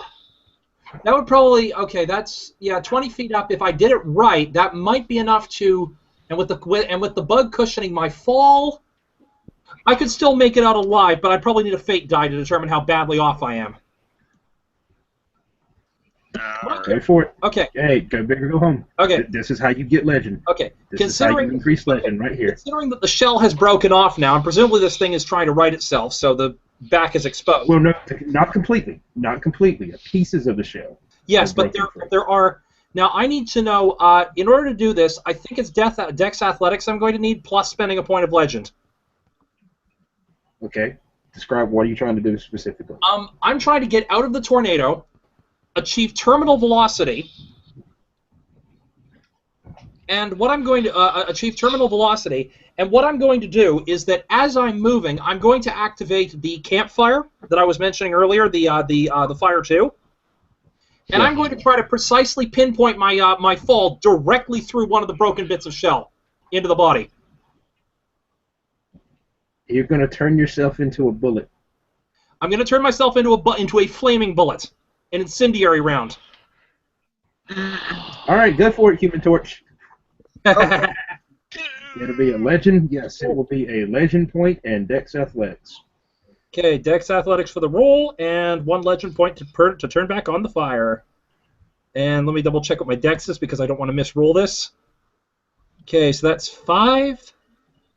And my computer went back to battery again. Here we go. 5 dice for the athletics roll. I probably should roll a fake die anyway because of the fact that even if this roll, I am still going to be achieving terminal velocity. I'm still probably going to be achieving a significant velocity as I come down. Yes, roll it. Roll it. Okay. That is 1, 2, 3 successes. Okay. For the Dex Athletics roll. I have the fire going, so I'm presuming I hit either on or very close to the broken bit of shell as I plummet into the back of the I plummet into the innards of this thing. All right, now roll the fate. Okay, the fate die. By the way, how much damage do I do? That's one of the reasons. That's one of the things what this fate die is for. Okay, fate die first. Yep. Blank. Blank. All right, it's a blank. Okay. So I'm going to roll that didn't have again? any increase. No. So you didn't have any damage increase. All right. What is your? I thought it was on damage. Period. I'm gonna have to adjudicate on this. It The would fire essentially should be have like, yeah, the fire is doing something. So this was you're essentially punching it. So it's essentially going to be a punch, which is going to be your strength +1, plus those 3. Well, hang on. +1? I'm not sure because the thing is that given the fact that I'm also achieving terminal velocity, I know. Can I use epic strength with this? Yes. Okay, that will compensate for the terminal velocity component. Alrighty. So how much? So what do I roll now for damage? Your strength +1 plus the 3 successes you just rolled, plus And that includes any epic that applies. Okay, so I've got 2 epic, so that'll be 3 die, my strength, and what was the other one? +1. +1. Yeah. So essentially, Okay. it would be your strength +4. Okay, so my strength +4, so that'll be 8 dice for damage. I think I did that correctly. And of that, do the ones neutralize? Yeah. Yes, they do with this game. No, excuse me. No, they do not. They do not. Not on damage. Okay, then assuming 10 is count as 1, that's 1, 2, 3 Tens are damage. double. Pardon? Tens are double. Double. Then it's 4 damage. Actions are So that's a total of 6 total. 6 total?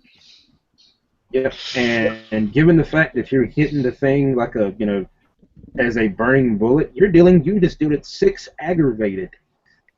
Nice. Now, question, what do I roll to see whether I survive this? Another fake die. Okay, that's what I was wanting to find out. So I've just dealt it 6 aggravated damage either way. Let's see whether or not I survive, because I'm probably in a burning inferno as I'm coming. Blank. Am I dead? No, but no, you're still alive. You're hurting bad, but you're still alive. How much damage do I take from this? You take. You're going to take that same amount of damage that you just dealt with.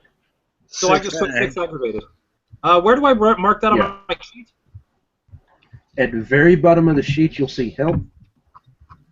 Okay. So health. No, I'm looking at it and I don't see it. Do you have epic stamina? No, I do not. Oh, Okay. I see. So yeah, so I see. Mark off. Yep. No, I'm at, Mark off 6 boxes of aggravated. not letting me do that. Will, the coffee. Yeah. So The coffee, 5? let's scratch that. 5. 5. 5. Okay, for some reason, my computer is being. Oh, that's why. No. So how bad is it with this shot? 5 boxes of aggravated damage. I'm trying to mark them, but I can't. For some reason, my Going to computer. put him at. I got it. You're at I a got it. I'll minus. tell you. You're at a minus 2. 4, 5. Yeah. You're at a minus 2. You are 2 ag from death, or 2 ag from incapacitated. All right. Which means I'm at Will? minus 2 dice as well. Yes. On my turn, I want to do something for him. All right. You're at -2 dice on Okay. everything except your damage soaks. Okay. Oh. Well, at the very least, that can 6 be aggravated healed. said that's something to it. You can be healed, however. Uh-huh. It would strike next if it weren't for the fact that it now has a gaping, flaming hole in its side. By the way, Both with the sides, That actually. was awesome. yeah, I was going to both say that sides, one could actually. also be passing around it now and slowly burning its insides out. Yeah, that's what I said. On both sides of it, because you struck this thing fast enough to cause an exit wound. Nice. Yes! And, well, on my turn, since I can control the winds and Guthrie, his character, Jake, is burning like an ember inside the scorpion, I'm going to try and lift him out. Oh no, he's out. He's out. Went through. He Okay, went through He it. came out. okay. We're good, we're good. I'm just going to try and cushion his fall then, and just make sure that he doesn't plummet to the ground. All right, so 3s. Anybody got a 3? Go fish. Nice. Nice. 4s. That's me. Yep. On mine, this is quick.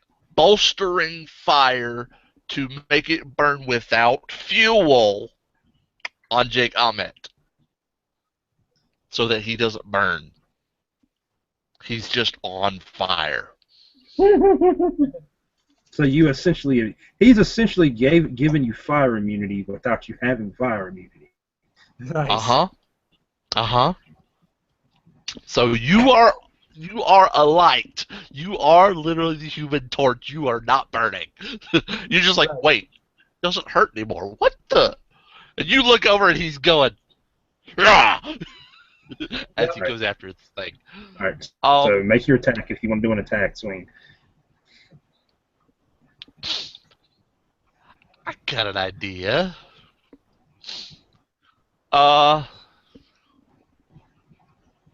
He's essentially, he jumped off, but he jumps back at it. Is the tail still in the head? Yes. He's gonna run over, grab that tail, and try to slam it down into the body and grapple.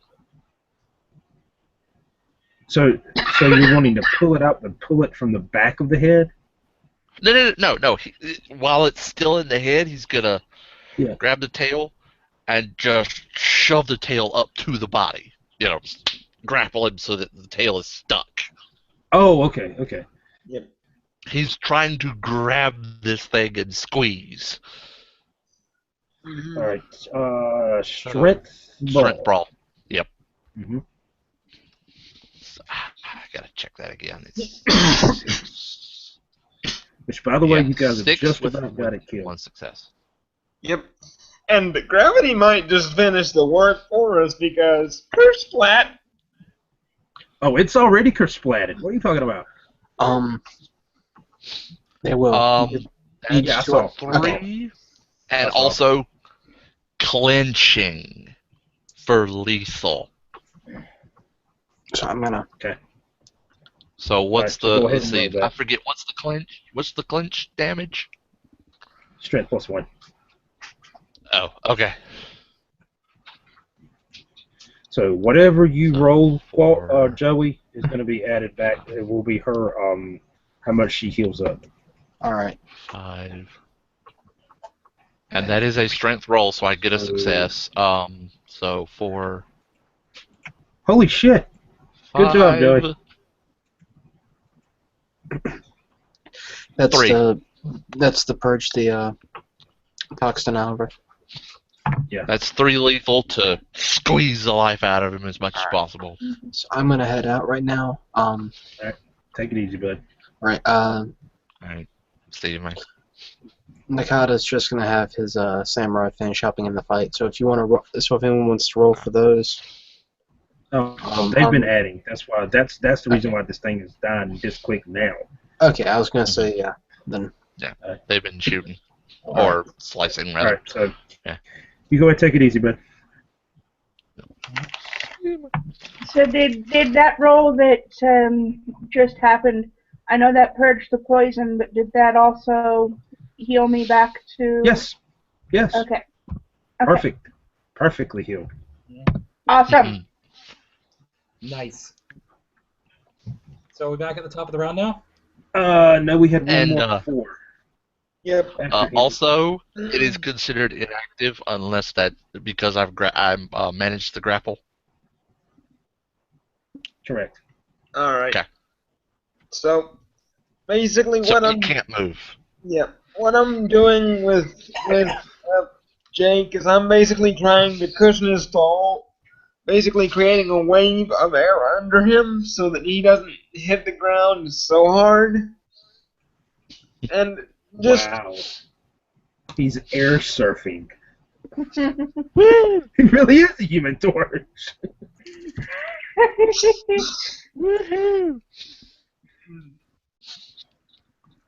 and Actually, Jake, as he does this, Yeah. that damage had not actually triggered yet. So, the damage that you would have taken, reduce that by 1 ag.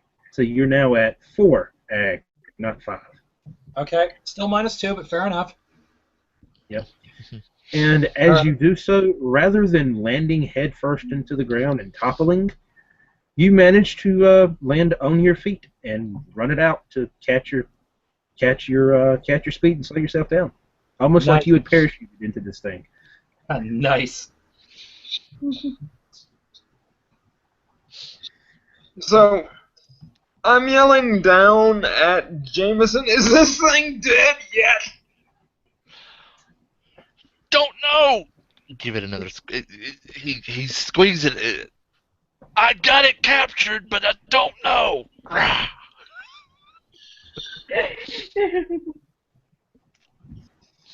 All right. Now, you said this thing was immune to portals, correct? Correct. Theoretically speaking, that immunity would only exist on the outside of it, correct? Or is that the bug itself? I don't know. Why don't you try and find out? All right. Wait, hang on. Something just occurred to me, Will. I don't know if you remember this, but the River Styx issue. Uh-huh. Remember that I was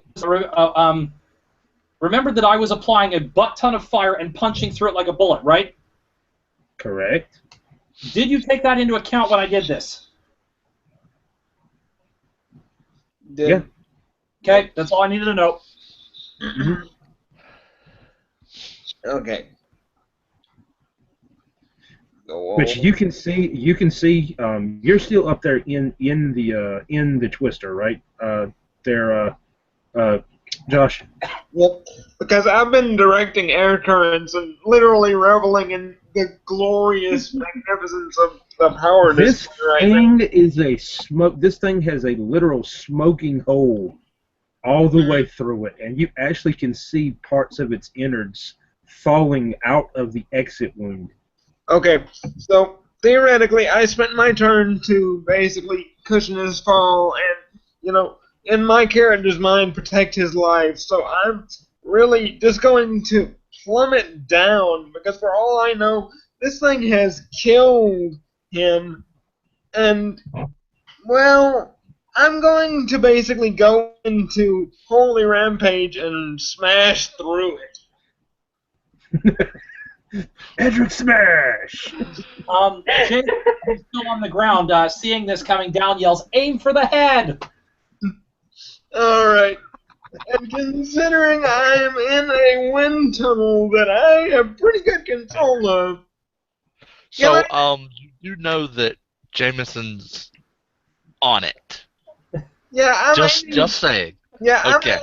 I'm not aiming for you. I'm aiming basically where the hole is and just trying to basically rip out the thing's heart and throw it to it. Nice! Yeah. Also, on your way as you're heading down, you see a large military helicopter, Black Hawk style helicopter, approaching, carrying what looks to be a giant vat of something. What the heck? Oh, snap. What the heck is the bat? It literally flies, getting as close as it can to the twister. The bucket turns over, and you have the burning nostril smell of diesel fuel. Okay. It dumped 150 gallons of diesel fuel on this thing, including the captain. And he's got his blade out, and it's still burning. Fireball.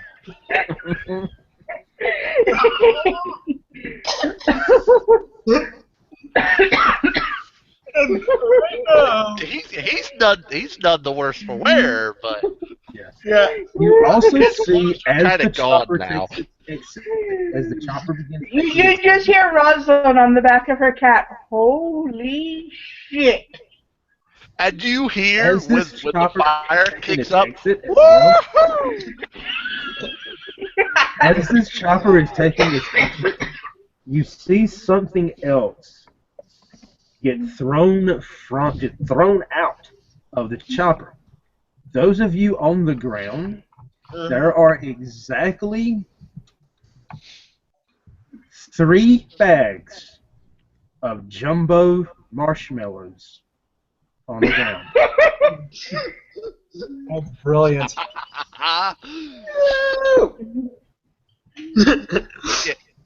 As the clothes are being singed away, he quickly reaches in his pocket and grabs his lighter and puts it in the same hand as his machete, so he's got a free hand. So basically, while I'm coming down, there's this wall of flame coming up. Yeah.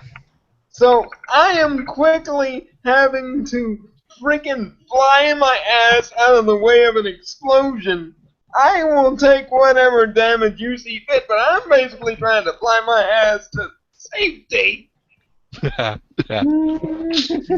he's one of those, I'm gonna kill this summon. Nope.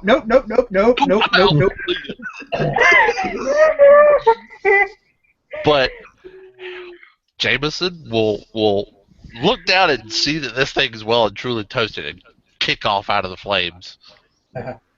And by the way, for the ladies in the group, he's naked now, with a flaming sword in his hand.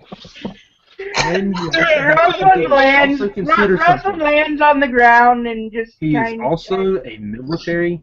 He's also a Marine captain, which means he is in the peak of physical shape. He is hot. Quite literally. So Rosalind and Adelise land on the ground, and Ros just kind of grabs the first towel she finds and hands it to him. What? My dear, that is an insult. And he throws it around himself, tucks it, like you would. He tucks it, he throws it around his waist. Yeah. Ah, that felt good. And he looks over at Meanwhile, Orson. here comes Jefferson. Meanwhile, here comes Jefferson walking back into the scene, shutting the phone. Sorry about that. It was a little late, but I think it got the point across. Yep. He looks over and says, "That was you?" Oh yeah, and the marshmallows. Oh! That I have never been at an inferno like that in a while. That was good. Yeah. Jake's still on fire. Jake's still on fire. Casually walks over and reaches into his pocket to pull out a cigarette, only to discover the cigarette is burnt to the butt in the process. Yeah. Filter and everything. So, It's like so now he walks over to Jake and says, "You may want to roll yourself out." That yeah, I can. Yep. Jake doesn't get a chance to roll himself out. Ross has already gone and got a bucket of water and dumped it over him. Okay. So, all right. essentially, And Walt... as you say that, she walks over and oh, that works too. Yep. So, essentially, Wall of the Tornado, I mean, while I'm basically being jettisoned out of the freaking tornado, I'm just getting to the stop on this rocky-ass ground, the back of my shirt ripped open, and you basically see this epic tattoo of Jormungandr about to be smited by Thor on his back, and on the top of the tattoo, it says, "Thus do I deal with evil." So, it's By the basically... way, this is what the guy looks like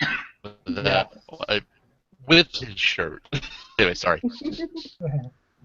Alright. So as we close episode 1 with a burning hulk of scorpion carcass. Before we go off the air, I need someone to heal me. Before we go off the air, I need someone to heal me.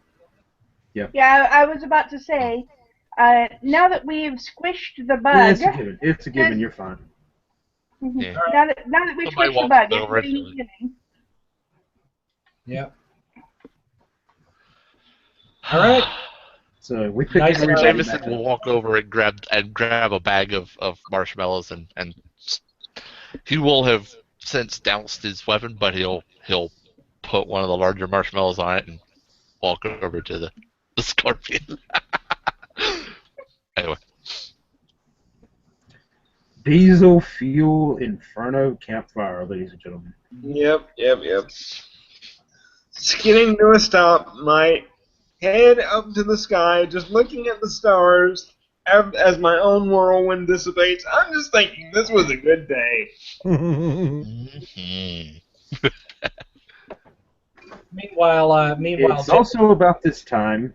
Yeah. A piece of C-130 flies by you, and as you all turn in unison, it flies directly through that glass wall of the airport, sending people running out of the way. Oh, shit. How many people we took down? None in this case. They got out of the way. Yeah, but what about the guy that I accidentally fake bombed in the bathroom? Hey, you'll find out later. And that sounded a lot dirtier than I meant it to as well. And with that, We have one. with that, 4 experience points to everyone, and we will bring this evening to a close.